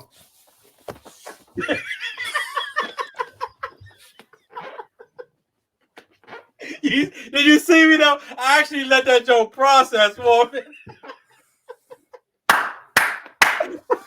Queen Latifah is Megan Thee Stallion. Queen Latifah is Megan Thee Stallion mother. Boosie Collins is Eazy-E father. And Barry Gordy is Jermaine Dupri father. Latifah. That's a brand. She got a brand new show. She got a brand new show. Latifah? Yeah, it's the Equalizer. They should never. I will agree. Listen, I will agree with you. Lizzie Love, man, please call it. Get her to call it, man, because she Lizzie Love, please call it. See, you got some good comments, man. Yeah, you got comments. Yeah, I was thinking the same thing when I watched it. There, go well. Well of the night. That's the that's the well of the day. Those are the well of the days, man. There you go with the well of the day. Listen, man, Boosie Collins is Easy E father. Barry Gordy is Jermaine Dupri father. And Queen Latifah is Megan Thee Stallion mother. There you go. Oh, a lot of people said Boys to Men can fuck with New Edition. I don't know why you so hung up. Yeah, I don't know why you mentioned it. Boys to Men was bad, man. Boys to Men came up under New Edition though with Michael Bivins. Yeah, like Force MD, all them came up underneath New Edition. New Edition was already famous before. They were after New Edition. New Edition was a trailblazer, just like Jodeci came out before. What's called? They was good. Drew Hill. Jodeci. Well, let's go this way. Top five male groups. Go ahead. You go first. Oh, top 5 male. I got to go with the Whispers, the OJs. All right. The Whispers, the OJs, Earth, Wind, and Fire. I'll put New Edition in there. I'm gonna go New Edition. I'm gonna go what's the group? Men Condition. Men Condition. That's what I'm thinking about. You like Men Condition. Yeah, you like Men Condition. I got the OJs in there. I got the OJs, the Whispers. Jagged Edge was good. Jagged Edge was good. That's the one that maybe I'm getting married. Ohio Players. They were good too. They were good too. Ain't that New Edition? Ain't that Jagged Edge one made that? Baby, let's get married. Yeah, I like that. I think that's one of their best tracks. But they only had the other group called Next, I think. But they Next. Ain't no top 5. See, all those groups like that, they don't have no catalogs. Commodores, Ohio Players, The Temptations, Parliament. They had a couple years before. Now let me ask you this, Greg: LSG or TGT? TGT was Tank, Genuine, and Tyree. Oh man, LSG will blow them motherfuckers out. Oh, dude, I don't know if you ever heard that. Man, you talking crazy. That CD like that. That TGT Joe like that. I don't know what you talking about. Earth, Wind, and Fire. They say Earth, Wind, and Fire is the greatest band ever. Backstreet Boys. Because they was like the whole band, They were the elements of it. Don't forget the Drifters. Jackson 5. That's true. Jackson 5. Jackson 5 was definitely. Remember back in the day, a lot of y'all probably don't remember Spinners and the Funkadelic. A lot of y'all don't remember. The Jackson 5 used to have a cartoon, right? And guess what? They came out. The Osmonds came out with a cartoon. Look, don't knock what I like. I like TGT. All right? Yeah, they can't fuck with great CD. Man, they can't. Like LSG was out there for a long time. Man, I was singing when I was in high school. Man, let me tell you something. This joint they made is my body all over your body. It's your body, baby. Ooh, my body all over your. That joint make you want to fuck. That joint make a nigga want to fuck. You start thinking about that. My body all over your body. It's your body, baby. But I'm gonna tell you, Tank cold-blooded blister, because he said you could suck a dick and don't forget. and he said, man, you can suck a dick and that be the only dick you suck. Let me tell you something. This is a fact. A woman. What time? Oh, yeah, it's 9:15. It's go time. Put the kids to sleep. You're on some other XXX shit now. A woman is the only one that could be gay and come back straight. A man can't retire from sucking dick. No, he can't. That's if a man ever enters that zone, that's it. Oh, great! You talking about that? So you saying if he entered the zone, he can never come back? I mean, in his mind, he think he back, but everybody know that nigga that suck some dick. Fuck that nigga. But what about the light skinned dude? What is his name? Be hollering all in the camera and all that. Talking about Kasaja He 6'9". like it on the church and all that. He light skinned. It's a light skinned guy. Most people probably they gonna know who I'm talking. I don't know his name. But he's like a Instagram phenomenon type dude. But he said that he was, in chains and now he like women. Nah, man, listen. One of the funniest shits I seen on the internet is a woman. They let her come up there and you know how they do confessions where a motherfucker be talking and a motherfucker start what they call speaking in tongues and they just give up what they call it when they give up their testimony. And the lady was talking, the preacher gave her the mic and she said, yeah, I just been out there in the street, y'all. And I'm telling you, and I'm so happy. And I'm telling y'all, I'm so glad I'm not sucking dick no more. I had dicks in my mouth. The preacher was like this with the joke. He was like, hold up, man, get a joke. Man, this was in church. It's real life. Suck a weenie once, you will suck a weenie twice. Right. That's true. Please explain further, Slink. I was a lesbian for years and now I just date men. However, I still find myself attracted. No, what I'm saying, Lindsay, he's saying that men can't do it. A woman can be a lesbian and go straight and be involved with men and go back to being a lesbian, right? And come back straight again. Well of the day. A man, oh my God, Charlie Pride is Kirk Franklin. Another well of the day. Listen, a man cannot.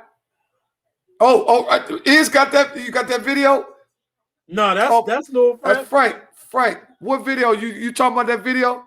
About to send it to you, Deon. We might put that up and let the listeners. You can put it up. Send it to Deon, and we'll put it up, and then we're gonna watch the lady's confession.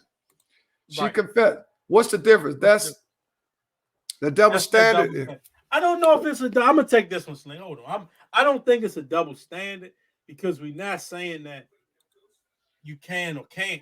He's saying that it's no way that you can come back.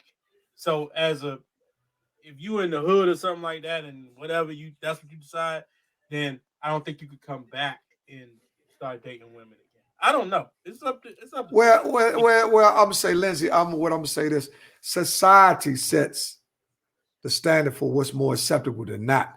And what I'm saying is, as a man, I don't think a man could go down that road. A man can't be that confused about his sexuality and come back and be straight after he committed that sexual act.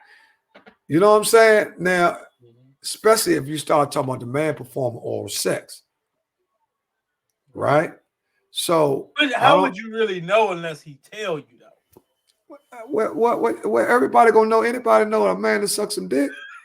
Tell me, how would he know? It's a fuck. Everybody gonna know that nigga blister. If you're a blister, you're a blister. He ain't no coming back. You think you gonna talk about I got next? Man, get the fuck away. You got no next on this basketball court.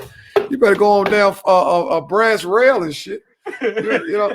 Now, a woman it's acceptable. A woman that's how beautiful one. Having sex with another man is violent. He can't forget it. I will agree with that.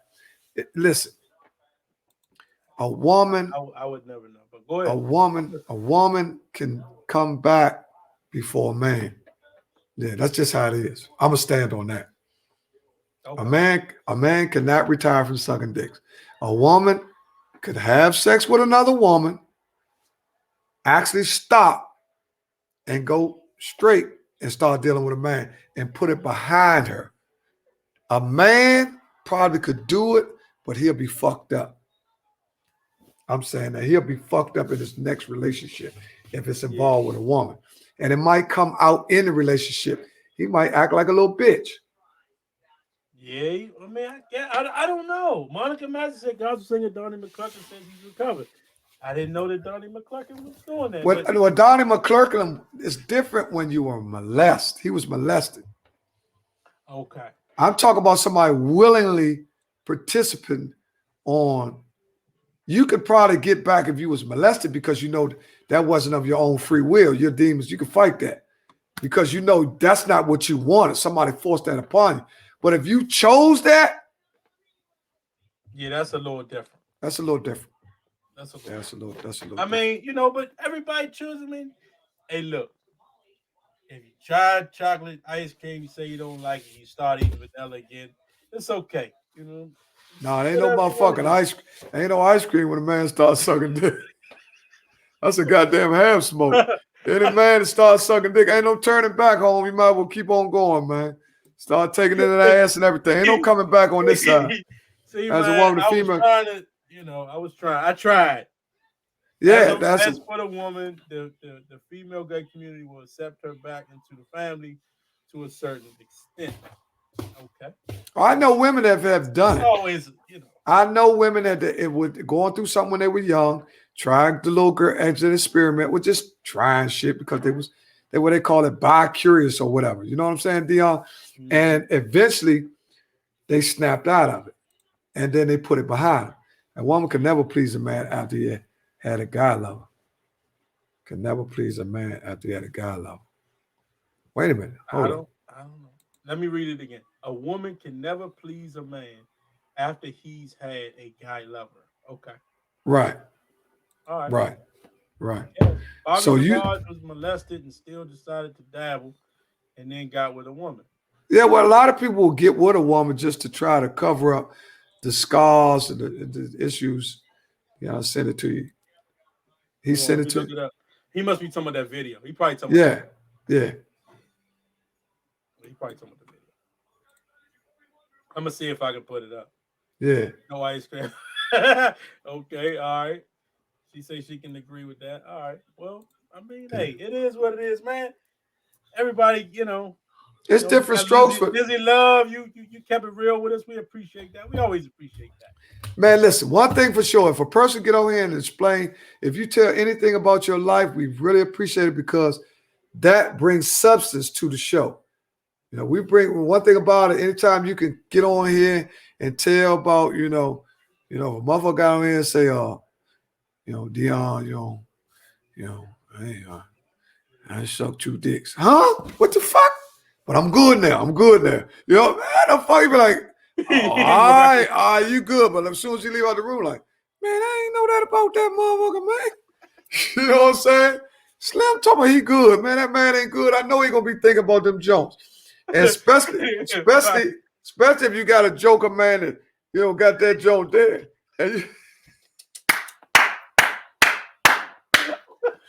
Man, can you get the video? Hey, man, look, I don't know if I can pull it up. I got to download it, then bring it back. That's going to probably take a minute. But I will tell y'all this. We will play the video on Thursday. Matter of fact, we'll do that in the first segment. We'll play the video. So everybody can see it. Is that the video they talking about with a woman start confessing? And start, yeah, I seen that.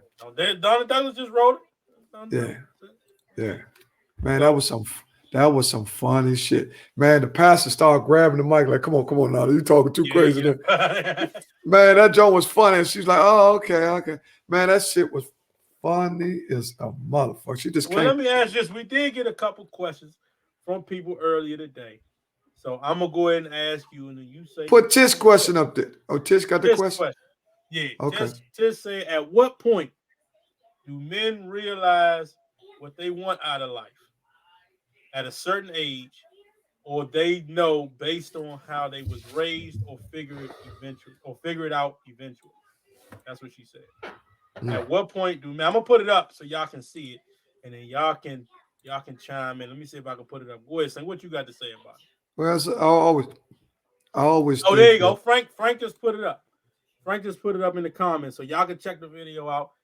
If I click it, that's what's gonna come up. So. But y'all are in the comments, so y'all click it, y'all watch it, so y'all can see and y'all can comment on it. But I'm gonna put this question up and then see what you got to say about it. Put Tish because we told Tish her question was gonna go up tonight because I seen it on Facebook. I was like, damn, that's a good question, but it's no one way to answer it. AllOverThePlacePodcast. At what point do men realize what they want out of life at a certain age? Or they know based on how they were raised or figured it. Well, some men never get it. Right. Well, let's just cover that. You can't put an age on it. I was just going to get to that. Some men never get it. Now, and then there's always an exception to the rule. So we like to talk about most men. Because it could be somebody coming from a fucked up home and turn out to don't want his future to be like that and get him a woman and go from one point on. And then you take a dude that come from a 2-family home or 2-prayer home where he just fucked up individual where he just can't keep a woman and all kinds of shit. So, but for the most part, your upbringing always has a great deal with how your outcome is. Because once a man suck a dick, yeah, it's a little delay, but y'all good. You still good. Michael Jackson said he was 35. I would say I was 40. Okay. It was really 40 for me. Depends on the man. There's no specific answer. I'm sorry, sis. The real question is how long are you willing to wait for him to figure it out? Right. Okay. That's a good one. That's a good one. He must have sent it to you too. He said he sent it to you too on your phone. But it's nothing we can do because I gotta download it and pull it up. It's not that easy, you know. Yeah. Great videos and all that. So, but we will look at it. Matter of fact, we'll play it on Thursday. But as far as the question again, let me see the question again so I can try to answer it. Yeah, go ahead, D. Give your perspective. At what point do men realize what they want out of life? Or do they base on or figure it out how they was raised? I'm gonna take all three because how you raised really is going to dictate what you want out of life. But like for me personally, now this is me. Everybody don't, my life is different from everybody else's life. So I watched my grandfather go to work. I watched my dad go to work. My father worked on computers. I worked on computers. My grandfather had a supermarket and all that good stuff. So I kind of always watch, and I also sort of go by, because I always wanted to be married. Now everybody know my marriage situation. I've been divorced a couple times, but that's fine. But I always wanted that, so I just didn't, find it. But in that situation, I would say, what age? I really knew what I wanted at about 19 years old when I went to computer school. I knew that I didn't want to, work at Popeyes. And nothing wrong working at Popeyes. No, she talk about relationship-wise. Oh, I thought she was talking about life. Oh, okay. Yeah, that could be true. I was talking about life. So, okay, go ahead. As far as life, probably about 19. Now, as far as a relationship, I wanted a relationship when I was, 19, 20 years old, with Mariah's mom, but hey, things happen. It is what it is. And see, you are the exception to the rule.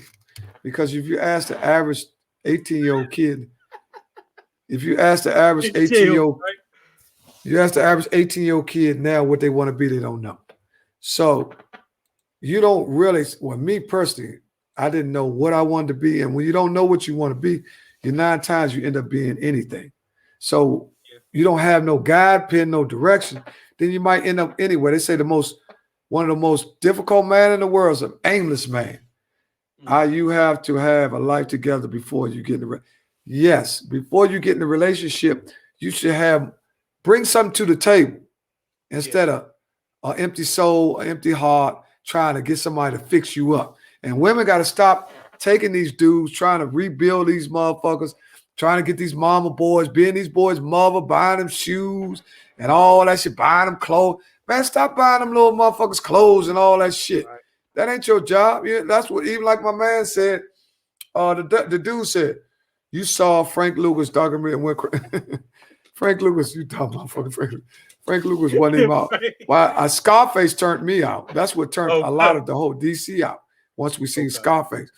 But that's the power of it. But like you say, as far as relationship is concerned, you kind of got to figure yourself out. That was one thing about me. I never really figured myself out because I was never really single. And I'm just being 100. Like I was never really single. So I was always with somebody from high school all the way through. Like I've never really been single for, I think probably the longest time I've been single was probably 6 months. That's it. Like I've never really, and your parents try to tell you different things, live on your own and do this and do that. But but that's what I did. And it was probably the wrong thing. I probably should have, tried to do some things on my own, but I like what I like. So it is what it is. Our past said you can't change a man. You're right. You can't. No. I was turned out off Minister Society. Okay. Yeah. A lot of, you just said what my point was, Ernie. That was my point exactly. What did I say, Tish? I guess you was talking about before the relationship stuff. What did I say? Said about no. What? Yeah. This is TJ. I already have my goals set, and I want to be a millionaire and one day an entrepreneur. Okay. There you go. But chase them dreams, go get them. That's the best thing to do, man. Yeah, and listen, man, listen, I'm going to tell you about myself. I'm going to talk about me. I didn't know what I wanted to be. I didn't know what I want. I didn't know what I want to be, man. I was confused because actually, and this to be honest, when they start, if you go back to school, like they start trying to get you to think about what you want to be in junior high school. They don't want you to wait to high school to try to figure it out. Now, because of the economy and everything changes every 2 or 3 years on what's marketable, what's feasible, what's the best, you can drive the ball all the way down to the goal line, they move the goalposts. You know what I'm saying? So just like people go to school for 4 years, by the time they get out of school, they done changed the paradigm. Oh, it's not computers no more. Well, we know it's always, I'm just using that example. It's not architect no more. It's not that. It's moved about being a mama and woman stop trying to raise these men. Oh, yeah, ain't no question. Listen, one thing about me, when I was young, I had a woman. This was the first relationship that I was in. Most men have dreams. Yeah. Most men have dreams. Right. Yeah. They just have dreams. They still sleep. When I was young, I had a girlfriend that was much more experienced than me in bed. She was much more educated than me. She was much more career goal than me and everything. But I was a better person than her. See, sometimes it's the clay of the man. You know what I'm saying? Because even though I didn't have my mind set to where I want to go, I was a better person than her. You see what I'm saying? Because she had all the superficial shit better than me. She was smarter, she was this and that, but she was cruddy, right? Mm-hmm. So in essence, what I'm trying to say is so long as a man brings something that you can build off of. Right. You see what I'm saying? He shouldn't be coming to the relationship with nothing, but he should have himself together before he can get in the relationship. Or at least 75%. You can't come to a relationship. We can't come to a relationship. You're right 100%. I mean, because I'm a little bit old school. So, when I say old school, it's like, do the man supposed to take care of the woman in certain ways? That's what I seen. So if that's what I seen, that's what I'm going to do.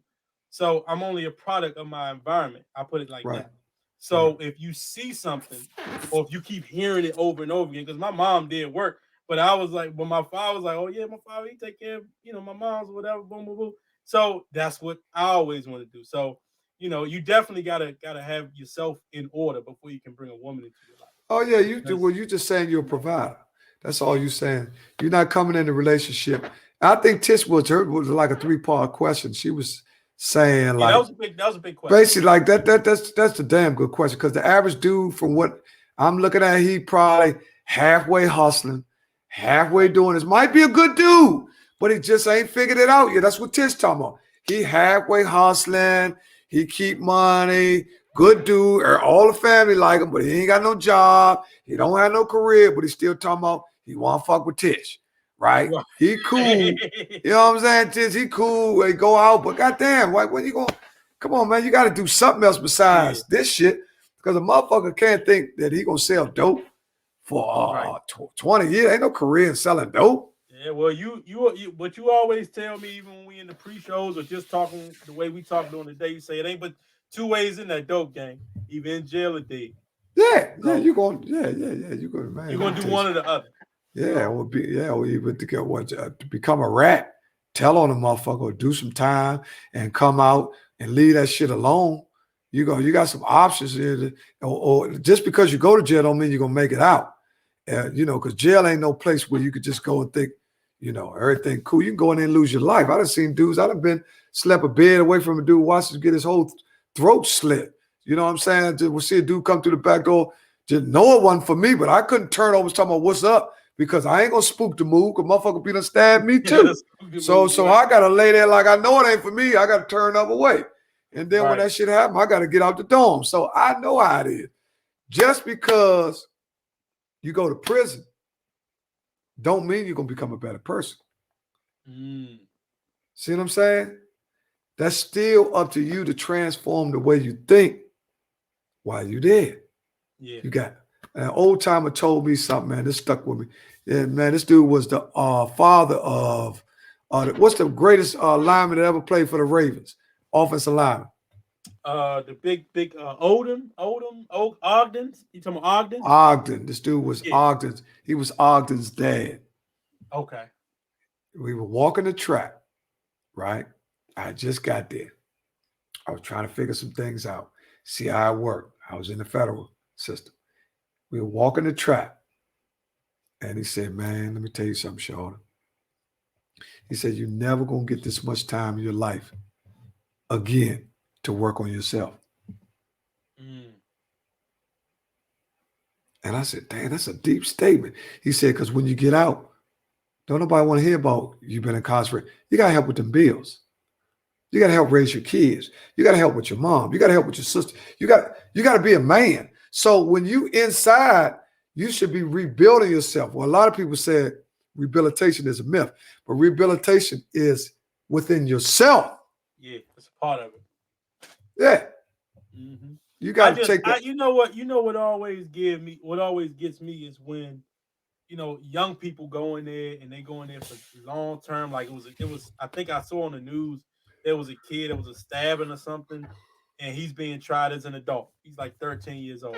Yeah. So you got to think about it. Now they're going to give him a murder charge. I don't know what that hold, but it's probably heavy. So he's 13, 14 years old. If they charge him as an adult, he ain't getting out till he's 40. Like, or later on than that. I mean, I don't know what that hold, but it's just, it's tough, man. I'm going to tell you something.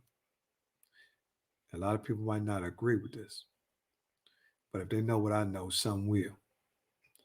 That could be the greatest thing that ever happened to them. Because the average person that kills someone never returns back to society.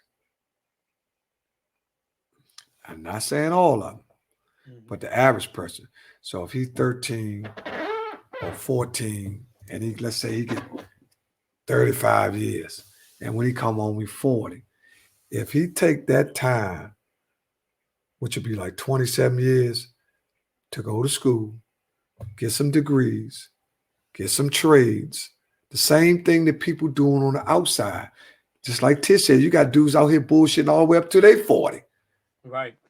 They ain't got no job. You come home, some dudes, you come around there, you said, damn, this dude's doing the same thing I was doing when I was young. He ain't had no job, he ain't working with. Man, he was doing, you don't been out of high school, college, and everything, he's still doing the same shit. Right. So some people ain't gonna never change. Yeah, and then the same thing what happened with Terrence Johnson when he went in for allegedly killing the police. I think he was 15 or 16, and he came out, did about 25 years or something, came home, and he ended up committing suicide.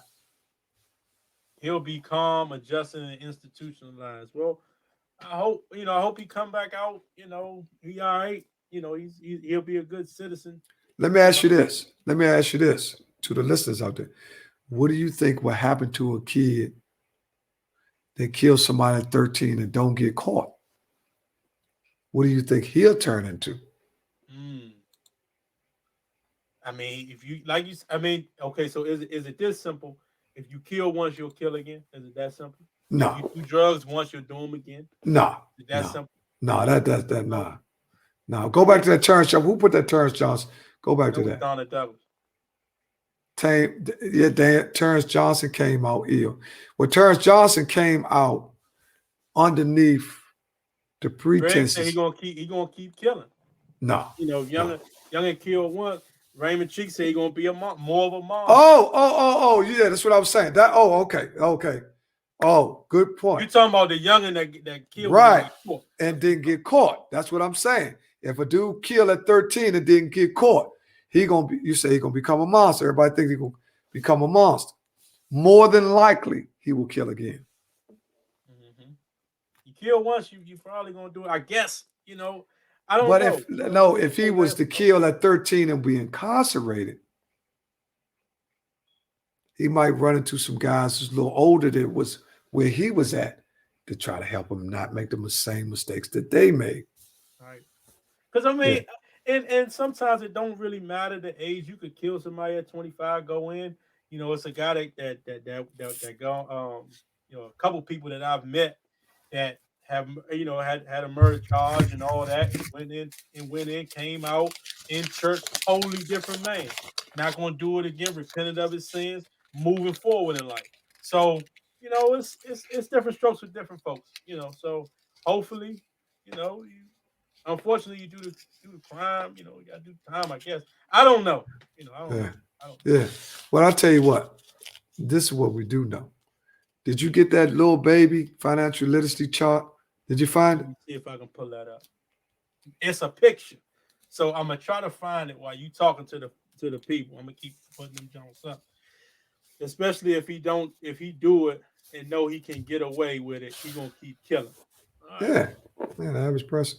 He would have a mean reputation and will kill again, especially if he gets away with it. Okay, that's what I'm trying to tell you. So back to him being incarcerated, he might get a chance to save his life and save some more lives. Right.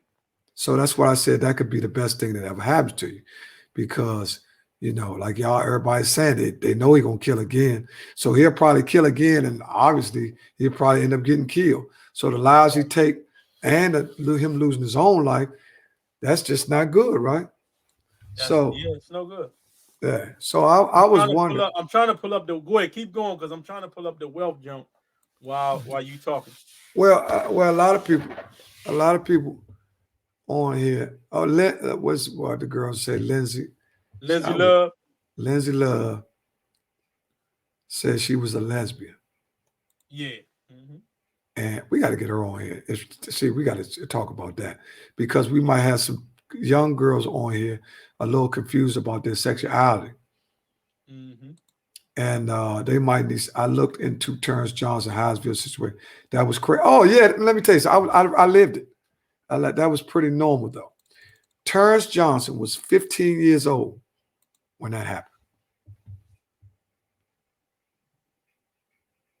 Oh, Lord, baby, better follow. Well, listen. That Terrence Johnson issue. What did he say? Go back to live it. Yeah, Terrence Johnson issue was not normal. Okay. What was not normal about Donna Douglas? You gotta fill me in on this one, Slink. Who's Terrence Johnson? Terrence Johnson was a guy who him and his brother broke in the laundromat. They used to break in the laundromat because that used to be the big thing back in the day. You break in the laundromats, you bust them open, you take all the change out, right? Well, they broke in some laundry. That was what they were doing, breaking the laundromat, stealing change, allegedly. And they got caught. Okay. And Terrence Johnson was taken into an interrogation room in Prince George's County where they were interrogating him. And they were whooping him. They were police brutality. They were whooping his ass. They were smacking shit. He was a little kid, little red dude, smacking him around, fucking him up. And I think one of the officers put his gun on the table and told him, yeah, reach for it. And he got it. He got the gun. Allegedly. He got the gun and shot both of them motherfuckers. Yeah, they shot both of them, and he was charged with murder. And he was it was a high profile. It was probably back then one of the most high it was almost as people weren't into it like that, but it was almost equivalent to the boy that everybody, what's his name? Powder? No, the boy that got on his neck, George Floyd. Oh, okay. It was kind of significantly as big as that back then because it was all on the news. This was every bit of 40 years ago. Okay. This was a while. Okay. All right. So if it was 40 years ago, it's older than me. So now, yeah. You wasn't born yet. Okay. I don't know if he made it out to precinct or not, Greg. I think they was able to subdue him. And you notice back that they didn't kill him. They locked him up. Oh, okay. They locked him up. But anyway, he was in jail for a long time and he was studying law. He ended up being very educated. I think he got a degree or two. He ended up studying law. And it was a lot of people fighting for him to get out. So it became a public issue. You see what I'm saying?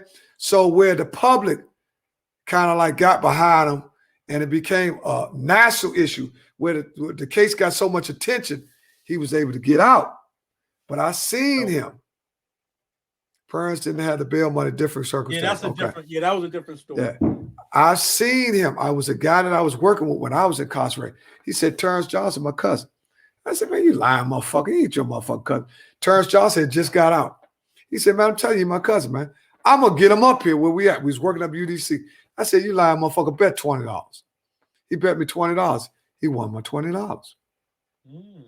He called Terrence Johnson. Terrence Johnson pulled right up in a Celica. He had a Celica back then. Pulled up, good-looking dude. Red dude, had good wavy hair, smooth, good-looking dude. He got out, and I never forget, because he was smoking a cigarette, right? I said, oh, he smoked cigarettes. But his biggest thing was he was working with a lawyer from Georgetown. I ain't going to say Georgetown. Wherever he was working with a lawyer at a law firm. And he thought he was going to be he robbed a bank with his brother and got caught and killed himself with the gun, 1997. That was the second time. Okay. Right? You're talking about the second time that was the second crime. The first crime, he was a little teenager. He got out. He wanted to be a lawyer. They wouldn't let him take the bar exam. That's what it was all about.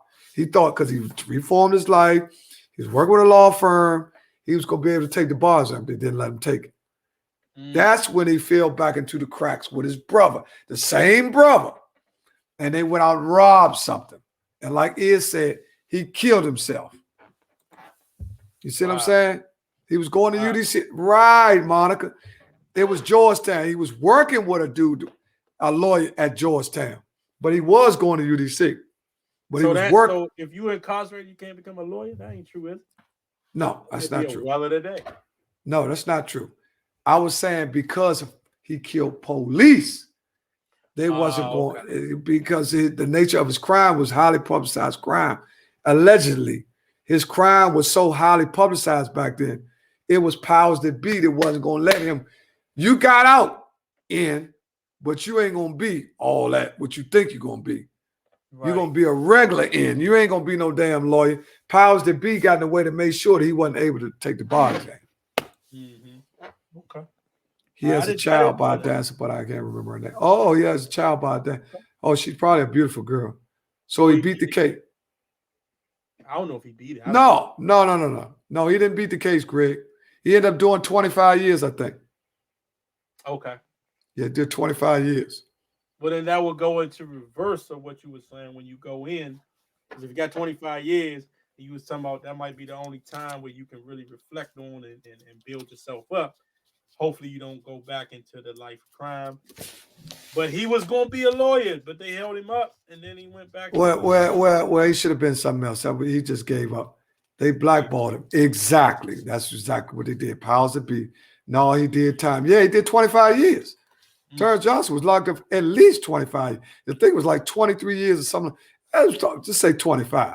Because when he got out, it was national. It was not. And see, that's just goes to show you that the times we living in now, everything is so highlighted because of social media. See, back then they didn't have social media. So you had to watch the news. You know what I'm saying? Where an article it doesn't always work like that then. What I'm saying is. That's why I was going on what Slink said. Yeah. You can do time and be a lawyer, Judge Mapp. That's true. But you won't be able to be a lawyer if you have a highly publicized crime like killing a police. They're not going to let you be a lawyer. Okay. They're not going to let you be a lawyer. Like Lindsay. They hold you up. Okay. His brother still has a landscaping business. Yeah, because the brother. So Terrence Johnson killed himself once I think they got barricaded or something. He killed himself. But that was after the fact, after he fell back into the crack. Because I think he was getting high, to be honest. I think he had started back fucking around and shit. A lot of untold stories about Terrence Johnson. When he went up there, he was raped and all that and all this old shit. So he had a whole lot of a bunch of different issues. Allegedly. I'm not saying it's a lot of different things was said, but if you go back and do the research on his case, man. It was a real serious case back then. But because there wasn't social media. Right. So you had to watch and wait for the news to come on twice a day. See, now you don't have to. The social media lets you live in right now. Yeah, you're in real time at all times. That's why you can video something happened 20 minutes ago, lives. This is live. Everything is streamed. Back then, there wasn't all those. That's the advantage of social media, opposed to now. Then you would have to wait till the 6 o'clock news came on. You had to sit and wait all day because they didn't even have no breaking news back then. Right. Whatever happened, man, you gotta wait. Fuck it, shit be on 6 o'clock, 5 o'clock, 4 o'clock. Who from the area? I don't know. Oh, the 8th and H. The 8th and H crew had the most high-profile crime in the area before social media. Now, when was this? That was back in that time as well, where a lady allegedly supposedly had got raped, and they stuck a pole in her on 8th and H over there by where I work at. Oh, okay. Mm-hmm. Okay. And that was all in the news and all that. Right. And they had several guys that was on. What about the R Street crew? They were big, but they came after. They came after the allegedly 8th and H crew. Appreciate that. Is just sent me the link, so I'm gonna check it out once the show is over. I'm gonna check it out to see what this Terrence Johnson dude. I like history. You know. So you never knew about Terrence Johnson? No, sir. Okay, well that's why it's so good to pass on information. And even younger people that might be your age, like Greg. I don't think Greg was born either. Greg wasn't, because Greg younger than me.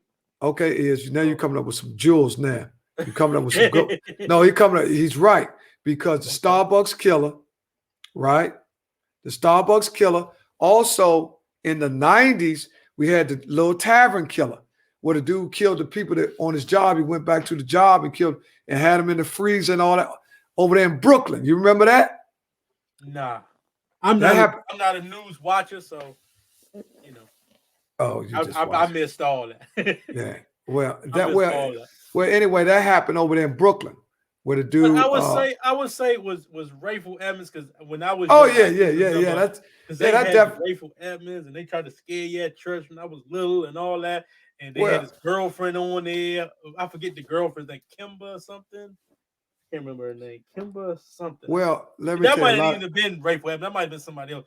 It was like the Kimba something story, where she was messing with a drug kingpin or something like that, and they end up locking her up because she was the girlfriend. So it was like a scared straight type situation. I can't remember the people's name, but they say, Rayful Edmonds was the biggest one. So. Well, Rayful Greg. He's the biggest. Listen, a lot of people don't know. Tavern, there you go. Tavern killer. That's over in Brooklyn, where the dude killed. Listen. That's y'all. We talking about so many things now. We all over the place now. Colonial. That's it. Is Colonial Brooks. That's what I'm talking about. That's over there. That's it. Colonial Brooks. That's over there in Brooklyn, where the dude he went back. My uncle made me read the article on Terrence Johnson last year. I'm glad you read it. That's very informative, and a lot of y'all go back. That's back. It was Relisha Rudd. That's good too. Relisha Rudd was a big case. But Rayford, a lot of people don't know. Rayford, baby mama, live in Riggs Park. It's not a well. No, this is a fact. I'm not going to say no names, but his baby mama is from Riggs Park. A lot of y'all don't know that, but back when we used to be on the basketball court, Rayford and them used to ride down Riggs Road about 10 cars at a time, and we would stop, check it up, because they had all the Benzes and all that. We'd be on the basketball court, and they were like, damn, look at Rayford and them. And they would come, they would have like an entourage, 10, 15 cars, and they make the right on my mother's street. They come right past the playground and go straight down. Now, I ain't going to give it away. Some people know, some people don't. Don't say no names, because we know some of y'all might know. Y'all might throw it on out there. You never know. So the sniper, the DC sniper was big. DC sniper was big. You had the DC sniper. You had the Colonial Brooks killer. You had the 8th and H crew. You had the R Street crew. You had the P Street crew. You had man, it's been 14th and Newton. It's been so many crews, and man, it's just. But a lot of y'all, if y'all go back and play y'all tape, all that was part of gentrification. Mm-hmm. Yep. All that was a part. Raymond Cheek said, I think it's between Rayful, Mayor Barry, the DC sniper, and 8th and H. That's good, Raymond. That's damn good. Marion Barry is up there with Rayful. Marion Barry was a huge. They really ran. I think you would have to kick DC sniper out. Marion Barry, Rayful Edmond, and damn. Shit. We gotta get, if I would go with one more. Damn. That's hard, man. Yeah, that's hard. Okay, see, I'm gonna go back on y'all because I'm a little older than y'all. But a lot of y'all can look this stuff up now. Y'all can go to your phones and find this is the good. Cornell, he was one of the first ones that got knocked off. He was called, his name was Mr. Hanover, right? So he was like the ambassador, very smooth guy, wasn't on that bullshit. They made millions of dollars, great guy, nothing but high regards for him. You know, he was a young guy like me would look at. Yeah, they were. Yeah, I know them guys. He was a guy where a young guy like me would look at and say, "Damn, I want to be like him." Mm-hmm. Mm-hmm. Because he had everything so well organized. Okay. You know, at one time, DC really. It's before a lot of y'all time. Man, DC was organized with them drugs, man. I mean, they were organized. And see, they were so organized. That's when you didn't have all them killings. You see what I'm saying? Because everything was flowing so good. You see what I'm saying? Because everything was so organized. You know what I mean? Everything was so. I think Carlos Cardoza got killed on Hanover too. Yes, that's young Carlos. That's the son. The daddy just died recently. So you saying when now see I gotta go to a show that I watched, The Wire, when he tried to organize, what was his name? Stringer Bell tried to organize everybody to calm the killings down. That's what you're trying to say? It was that well organized where everybody, you know, to stop all the, I guess, the gang beefs, they were organizing it like that. Is that what you mean? Well, I'm gonna say this. First of all, with DC, the way you minimize the killing is through sports. Okay. See, because a lot of people don't know, sports integrates neighborhoods. Mm-hmm. See, when you play sports, you integrate with guys that you may not never knew unless y'all played basketball, y'all played football. Lamont Riggs, that's how y'all met dudes on searching quarters. That's how y'all met. And when you come from a place like where we came from, a lot of people came from different neighborhoods just to play with Lamont Riggs. Right. You see what I'm saying? So sports integrated everybody, and everybody wasn't so territorial. Right. See, that's that West Coast shit. All that old Bama ass, this street hate this street. Right. Man, we ain't never been on no gang shit in DC. DC always had our own shit. But when they wiped DC out with all the major players, you had some new guys, some new jacks. The shotgun killer, who's that? The shotgun killer, that's the sniper. Oh no, the shotgun killer was before the sniper. Shotgun killer was the guy who was shooting people. He was off 16th Street. Yeah. Shotgun killer. But people used to integrate the different neighborhoods, Deon. It wasn't a big deal for you to go to, let's say, Montana. Okay. All you had to do was be with somebody that was from Montana. Right. You know what I'm saying? All you had to do is be with a dude. That's just like if somebody came around our way. Yeah, we'll be looking at him, but then everybody would see who he with. Right. You know what I'm saying? They'd be like, oh, he with Deon. Okay, he probably cool. You know what I mean? Yeah. Now, when people, Freeway Phantom, who was that, Rick? I I don't know who that is, but well, you know, with DC was that DC was sniper was vicious though. Well, DC was more black.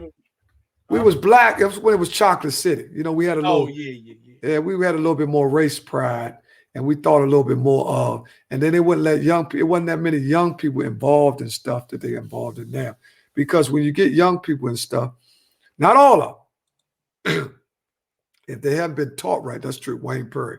If they haven't been taught right, then they're going to tend to make more mistakes because they don't understand the rules. But did it really get crazy? Like everybody say it got crazy when the crack hit. So did it really get crazy once crack hit? Like yes, it wasn't crazy with the cocaine. Well, at DC, heroin and all that stuff. Well, DC, crack came from New York on down. See, I told you we get everything from New York. They first, and then it come on down to Baltimore, DC, like that. Or it might skip Baltimore and go to DC because like Baltimore got a heroin problem. You know, Baltimore is the new DC, like where they used to be on DC. Everybody was on heroin. If you go back to the 70s, they were shooting BAMs, $1.50 Ernest McCrae body, Jack Store. No, I don't remember that. No, where they back in the day where a lot of our grandfathers and fathers was heroin users, which they cleaned their life up and went to programs, ended up getting their lives together and all that. Because heroin, people that was using heroin, see, heroin wasn't working fast enough to destroy our community. It wasn't working fast enough. The key word is fast enough. People were using heroin, still were going to work. Right. People get a bag of dope and go right to work, had government jobs. Right. They say that people could go to work and do cocaine and be perfectly fine. Well, they were snorting cocaine, but when they actually they freebase, but when they actually brought the crack rock made it accessible, and the availability, it speeded it up. It like went from like to the internet. You know how we are now, we get everything living in that. That's it just speeded everything up. And what it did, it really destroyed the Black community. I think crack destroyed the Black community harder than any drug, because crack didn't have no discretion. It would take the prom queen and turn her into the prom fiend. Mm-hmm. It would take somebody who was curious about trying something that wasn't really a drug user. It would take them, they try one time and they'd be on it for years, mess their whole life up. Women start sucking dick. Do people still do that now? I mean, I don't know. Where the crack is gone. Yes. Now, don't get me wrong. People are still smoking crack. But it's not as much as what they used to. To get rich in the drug game, you have to get rich off the epidemic. Now, what is the epidemic? What would you say the epidemic is right now? Oh, it's the COVID right now. No. Drugs. What's the epidemic? As far as drugs? That fake junk, the fake weed. I think that's an epidemic. The fake weed. That's an epidemic. But it's not gonna last. But now it's like with the weed, now it's like they there you go. Making it socially acceptable. The epidemic is marijuana. Right. You have more people using marijuana than anything now. Right. See, because marijuana has become legitimized. See, so now they trying to capitalize off of something that our people done. It ain't no vicious crackheads out here now. That's because crack was a psychological drug. Right?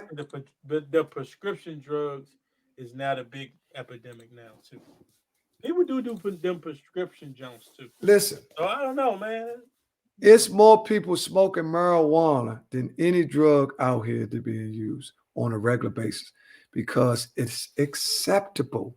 It's socially acceptable to smoke weed now. Lizzie loves today, Miss. No, she's right. She's right. But I'm talking about the most used drug out here right now is marijuana. Perks is just everybody's not using perks. You got some young kids that don't fuck with no perks. Perks is a hood thing. That's what's being going on because that's being motivated and pushed out through the rappers because they making all these songs that's making it so. Except if you listen to the songs, they talking about they making get high anthems. You see what I'm saying? That's that shit Future was doing, making get high anthems. Listen to the beat I had you, but you listen to him, you start singing that shit. You done took 2 perks, drunk some lean and everything. I was like, what the fuck? I ain't trying to do that. Damn, I like the beat. This nigga got me drinking lean and taking perks. Now you bouncing off that shit. You see what I'm saying? Let me ask you this real quick because I know the time is well spent, but I gotta ask you this. If you could trust, who would you trust more?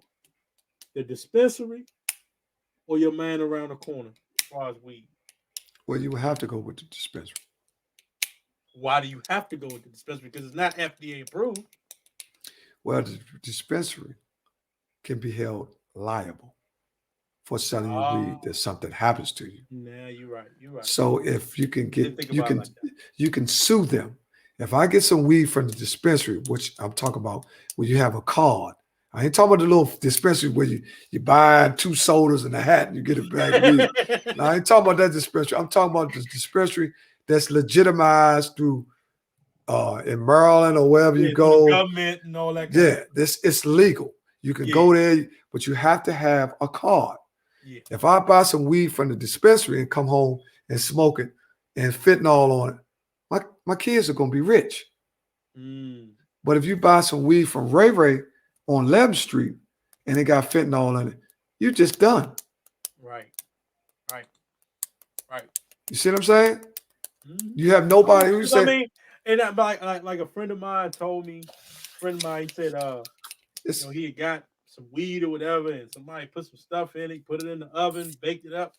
Weed was gone within an hour. I'm like, damn, y'all do it like that? But see, I don't know nothing about it, so when I listen to them stories, I just might start laughing or keep it moving. But when you buying something or you doing something in the street, you don't know what you got in that. Yeah, well, to let our listeners know, they've been putting fentanyl on weed. Wow. They've been putting fentanyl on weed. No, Greg, they can't control it. But if you have a medical card, a legit medical card, and you go to a dispensary, not them little Johnson in the city. Are the DC Jones legit? I mean, or they not legit? I can only talk about. I ain't gonna sit here and say what's legit. I'm gonna say what I know is legit. You got dispensaries in Maryland, and they are legit. You go right there. They got one right there by McDonald's on New Hampshire Avenue. Okay. Right there, it's right there. But you gotta get your card. If you ain't got no card, you have to be described by your doc. This comes to docs. This ain't no shit that you get. This is all documented information. You have a weed card. You can go buy the weed, right? Now, he put it in the oven. What the fuck? He probably talking about the liquid form, because in the real dispensary, they sell all kinds. You could be on liquid. It helps women with their hot flashes and stuff like that. So it's medicinal. See, the one right on Central Avenue. No, exactly. So I still want to go to Amsterdam. My daughter went to Amsterdam, and she was saying that was one of the greatest experiences. She went to Amsterdam to study abroad.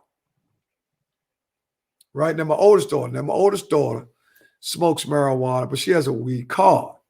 Right? So you can go, and some women might have different things like sciatic nerves, or even men. You might have sciatic nerves, you go to your doctor and tell them. Sciatica. You can go to your doctor and tell them you got sciatica. They have things in the dispensary where you can go get that. You go there and you tell them, man, I got sciatica. Okay, well, you need to try this. You got to try that. See, they prescribe you different things for illness. They ain't just say, oh man, smoke cherry red is a bomb. They got all that shit. They can tell you how many. When you get that weed from the dispensary in Maryland, it's gonna be labeled. Okay. It's gonna tell you how much THC in there, how much this in there, how much. Just like the food lord taught you, can turn the bottle around, and it's gonna have all. Matter of fact, take a 30-minute break, and I'm gonna bring you a capsule and show it to you. Take a 30-second break, and I'm gonna go get you one. So you gonna take a 30? No, take a minute. Take a minute. Man. We'll take a minute. Make sure y'all stay right there, because take a minute. And I'm gonna bring it. I'm gonna show you. We'll show you back. I tell you. He gonna show you. He can show you better than he can tell you. Be right back.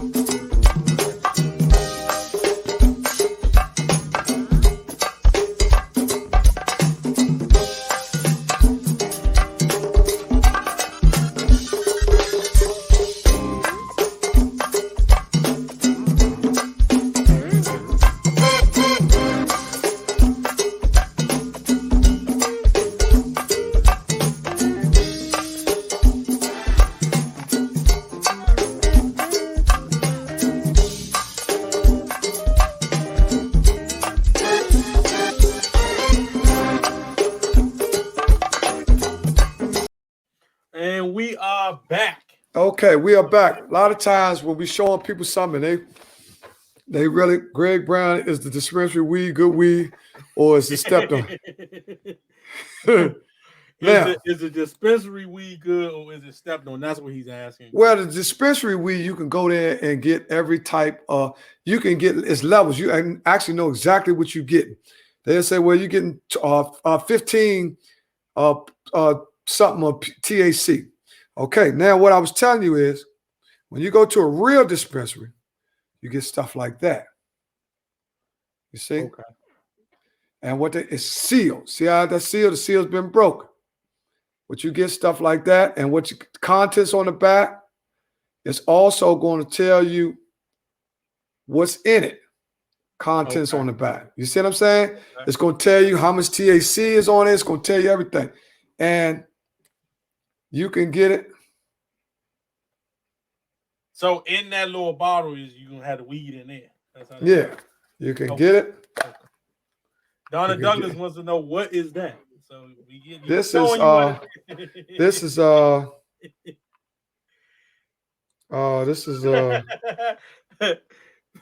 is flavor. I forgot what flavor this is.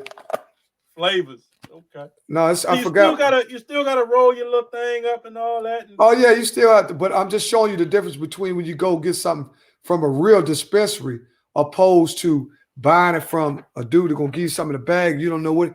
Now I know a girl. This is true story. I know a girl. I know a girl. This is an educational show. Y'all do I know a girl that actually used to sell weed. She used to get about 20 pounds. And she told me, she said, Slink, I'm going to stop, man. I can't keep doing this to my people. I said, what the fuck is you talking about? She said, man, they like the weed with the roach spray on it. What? Oh, Lord. Gelati cake. That where pose it in your property. We say legally possess it. Yeah. If you have a weed card, let's go back to the facts. It is expensive. If you have a weed card, right, and the police actually pull you over and you have weed on you, you're okay. As long as you ain't got no pounds and all that shit, something where he know that you. What if you buy a pound at the store? No. That's another one of the. Oh, it's limitations. It's limitations on what you can buy from a dispensary. You only can buy up to like a quarter, I think. They don't let you buy enough where you're selling because people smoke quarters. They consider that they buy a quarter and they can smoke that for the month. You know what I'm saying? So you can't buy a quarter a day and then come back tomorrow. That's it. You see what I'm saying? You can't do that. So they have all your purchases, you legally possess 2 ounces with a card. Yeah. Without a card, he said. Yeah, that's in DC. You can possess it. How do you get a card? And it's different ways you can get cards. Now I do know how you can get a card. If anybody wants to get a card, they can inbox me and I can put you right with the right people to legitimately. I ain't talking about no jackleg. I'm talking about legitimately get a card. And a lot of people think dispensary weed is more expensive, but it really isn't. Because you actually get dispensary will sell you is a QP a month. I don't know what that's a quarter. I just said that, a quarter. Oh, okay. Yeah, I just said that. That's the most they give you a month. So if you go there and get a quarter, you ain't getting no more till the next month. Okay. Within a 30-day span. See, that's where they know you ain't selling it. You see what I'm saying? Because I'm sure they watching what you're doing. And every time you purchase marijuana from a dispensary that's legit, you have to show your ID and everything. You got to go into the system. Okay. So it's not they got it. I mean, it's like. Because I sit out there, I drive my wife, I drive my daughter, and I sit there and I be asking them questions. I'm like, how's it looking there? They got a security guard. What if your job? Now, this is what we get into. That sounds like trickiness. You are not allowed to have a dirty urine of marijuana on your job. But if I'm using it for back pain, I should be able to get a slide because you can. That's the only. If you're a doctor, you will have to have the weed card, and you will have to let the job know. Depends on where you really work at, but you'll have to let them know up front that you know, you have There's got weed to be card. certain jobs that you can't use. Like if you're a policeman, you probably shouldn't have a card. Or if you're a truck driver, or you a bus driver, you probably you have a card. you can have a card. You just can't use. That's just like saying you're old enough to buy alcohol. You can buy alcohol, but just can't drink while you're driving. You know what I'm saying? It's the same thing. So it's you don't not. even need no card for no alcohol. Yeah, you don't need no card. You do need an ID card. You still got to be old enough. Yeah, true. There's still some requirements for you to buy. You got to be 21, right? Or 18. Right. 21 in this country. 21. Okay.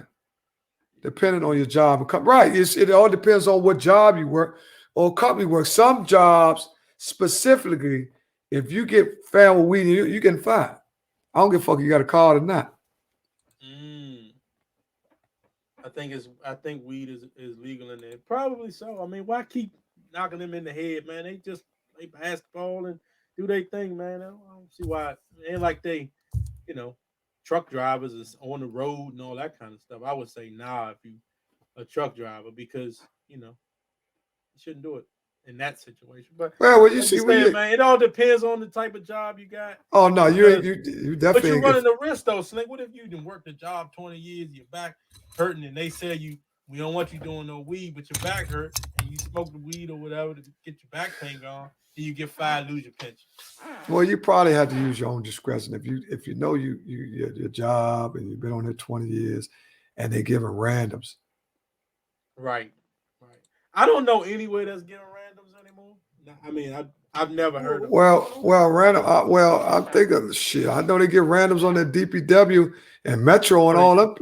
Yeah, places like that where they don't want to let you know when they're not going to let you know when they piss you. I know, especially with guys with CDLs, a lot of them get randoms. That's why a lot of them don't smoke. They drink because at any given time they can piss. Right. And I'm guessing you could probably disguise alcohol a little bit better than you could disguise weed. I guess. Low eyes. I don't know about that. I mean, aren't you supposed to have like this junk right here, and all that if you high? You're supposed to do all that? Well, if you're high, you're high. What the fuck? Ain't nothing you can do. Ghetto Greg will tell you about that shit. Shorty smoked that tree and got to inhale in every motherfucking thing. Hey, look at Iz, man. Iz is going crazy, man. Yeah, license. Man, a lot of them barbers smoke. Yeah, a lot of barbers smoke weed. So, see, that's another one thing about the jobs of that nature. You don't have nobody overseeing. You're really a sole proprietor. You're a separate entity. You're your own company. Like, I'm my own company. You know what I'm saying? I pay my own taxes, right? I set my own 401k up. I got my own pension. You know what I'm saying? I'm responsible for all that. See, you can pay into any of that stuff. I got hospitalization through my wife because my wife got great health care. 4 more years and we'll have health care for the rest of our lives. So after 4 more years, we get health care for the rest of our lives. So I got dynamite health coverage. Mm-hmm. So, and that's real important, man. We gotta start taking better care of us. So the man got on here early and said that, man. But listen, man. We don't how many people we got on here, man? Right? It's crazy, man.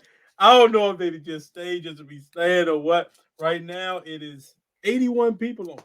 So, I guess y'all enjoying where we going. We all over the place. That's the name of the show. Hold on. What is Joe Snyder talking about? What is Lindsay Love talking about? I don't know. I ain't seen Lindsay Love. I don't got no message, so I'm not sure what message board they on because they not on this. They is, so you got chill. Listen, Tish, you're absolutely right. At one time, I'm gonna show you how information changed. When we were young, they told us that marijuana stays in your system for 30 days. Hey, it's socially acceptable now. No, it's just like them hookah Jones. Them hookah Jones y'all be hitting them. Yeah. Let me ask you this, is since you've been started back smoking hookah, have you been having any problems breathing? Because hookah is charcoal. That's what it is. It's flavored charcoal. So that's why it's so. I think I tried hookah one time at that club. It's a club in Silver Spring. They had the hookah upstairs. Society. Society Lounge. Go-Go Joan in there. It was nice. And I just didn't like it. So I never tried it again. So it was different. The only thing that threw me off, and Iz can speak to this because he's the man for it. This is what threw me off. Everybody had their own mouth guard. Yeah, the mouthpiece. Using the same jump. And I'm like, I don't know if I like that too much. This was pre-COVID and all that, but it was just different to me because I wasn't trying to share. Like, just give me my own jump. Well, it is. I would tell you that they got hookahs now where you can have an individual hose. Slink, is that weed edible? No, it's not flavored. Filtered through water. Okay. All right. So I mean, but like I say, it's a 10-second delay. So they say you don't inhale hookah. I have asthma and it don't bother me. Okay. Well, hookah. Listen, one thing about me, whatever a person want to do, that's on them. Hookah is a habit. Oh, you take your own hose. Okay. Never inhale it like a cigar. That's become more. I smoke cigars and I don't inhale cigars. That's become more prominent in our community now. They got all these black smoking cigars. Where did this come from? Yeah. I mean, I think black smoked them. It's just, but now they almost on every corner. My cousin owns a cigar lounge in DC. So where's it located? It's on Georgia Avenue. It's called Petworth Cigars. Oh, it's up in Petworth. Yeah, we're gonna shoot. I already talked to her. We're gonna shoot a show down there once this COVID don't over. Okay. It's called Petworth Cigars, big green sign. They done had a lot of people, a lot of government people in there. It's a real nice spot though. Real nice spot. Man, listen, don't y'all forget to check in tomorrow morning. One of our favorite guests, Henry Tucker with Grub Star Catering, will be on Fox 5 at 10:30. What did he say? 10:30? 10:30. So get on about 10 so y'all can watch and see. I'm hoping that he put it up on his page and all that. So we all can see. I can put it up on the Facebook on our page too. So look, man, the time is well spent. We done gave y'all 2 hours and 55 minutes. We're gonna close out. Oh man, 2 hours. We gave 3 hours. Oh no, fuck 3 hours. No, we gotta stop doing this shit. All these Negroes be having us on here all like this. Once we started talking about the other different stuff and the all the different the biggest stories in DC, keep people intrigued, man. They're just intrigued. Yeah, well, one thing about DC has changed dramatically. It's gentrified. We have other ethnic groups here. I think we own like 47% now. So actually we were 85%, maybe 90%. If you equate Georgetown, that's considered DC too. But we were like 85 to 90% African American. Yeah. That's when we were chocolate city. Now we're like 47%. So if you look at it now, it looks like, whoa. That's because we used to see everybody look like us. And a lot of people moved, man. A lot of people went to Atlanta. A lot of people went to Upper Marlboro. A lot of people went to Waldorf. I don't know what that means. Hey, listen, man. This motherfucker crazy, motherfucker. Yeah, we're gonna 3 big ones, man. We're gonna stay safe. Don't forget to watch Grub Star Catering on Fox News tomorrow at 10:30 with Ern Como. I can't wait to see my man Henry. Yeah, man, I can't wait either. And Tony Champlin, I'm so proud of them dudes. I grew up with them dudes. They grew up underneath me. They're a little younger than me, but they're great guys. They got great moms too. Both of them have some great moms, I know. Yes, man. Indeed. Yes, indeed. Which is very important. We also do want to thank our tonight's guest, which was Antonio, the Food Lord Ford, for everything that he gave us. Hopefully that was educational to y'all. Definitely was educational to me and educational to my man Slink. Frank said, when y'all blow up, are y'all going to charge for the podcast? No. We don't charge for nothing, man. We just trying to get the word out, man. That's all we trying to do. Have a little fun. Give y'all a little show twice a week. Hopefully, y'all look forward to seeing us as much as we look forward to seeing y'all. So, you know, we gonna let it ride out.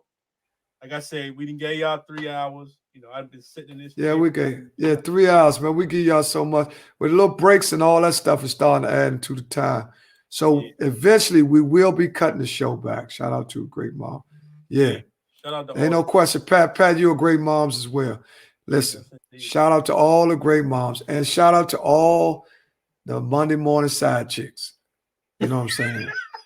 I respect y'all. I ain't judging. I respect y'all because y'all play y'all role. Who was the guest Thursday? Oh, listen. Man, we got some great ones. You know what? I'm gonna get the fly out early because normally I try to get the fly out same day. But now I'm gonna try to get try to work us a little, get the flies out 2-3 days in advance. Hopefully, unbutton that golf shirt. Okay. You know what? I try to wait, but I'll you know. Quay, the guests, we definitely will have to fly out because we're going to have 2 shows this week. We're going to have a special guest coming on Friday. This guy is a power player, Josh DeBose. Josh DeBose. Yeah, so make sure y'all check us out. He'll be there. He'll be with us Friday, but we're not going to talk about that because we got to get the Thursdays, all that nasty shit y'all want to talk about and all that. You know, after Thursdays, make sure y'all bring y'all wine with you and all that because we got a lot to talk about. But we do got some good guests lined up for the next 3 to 4 weeks. So, you know, just stay with us, man. Keep watching. Stay with us. Oh, he told you to take them glasses off, Slink. Who said it is? Let me take them off. You want me to whoop you? Because I'll whoop you. Yeah. I'm ready. You ready to see me? Yeah, y'all Log on right now. Look, put it up, Frank. Don't forget to like our page. Thanks everybody for tuning in. We love y'all, man. Thanks, Monica Massey. Thanks, Quay Tyler. Thanks, Pat Robson. Pat. Everybody. Thank you, Letitia Smith. Thank you, everybody. Country Earl. Everybody. Mike Armstrong. Everybody, man. We appreciate y'all. Love y'all. Eric Johnson, Michael Jackson, all the Jackson family. Deon Jackson, Sharon Jackson. We love y'all. We'll see y'all Thursday, y'all. Peace. Enjoy it. We'll holler at y'all, man. All right.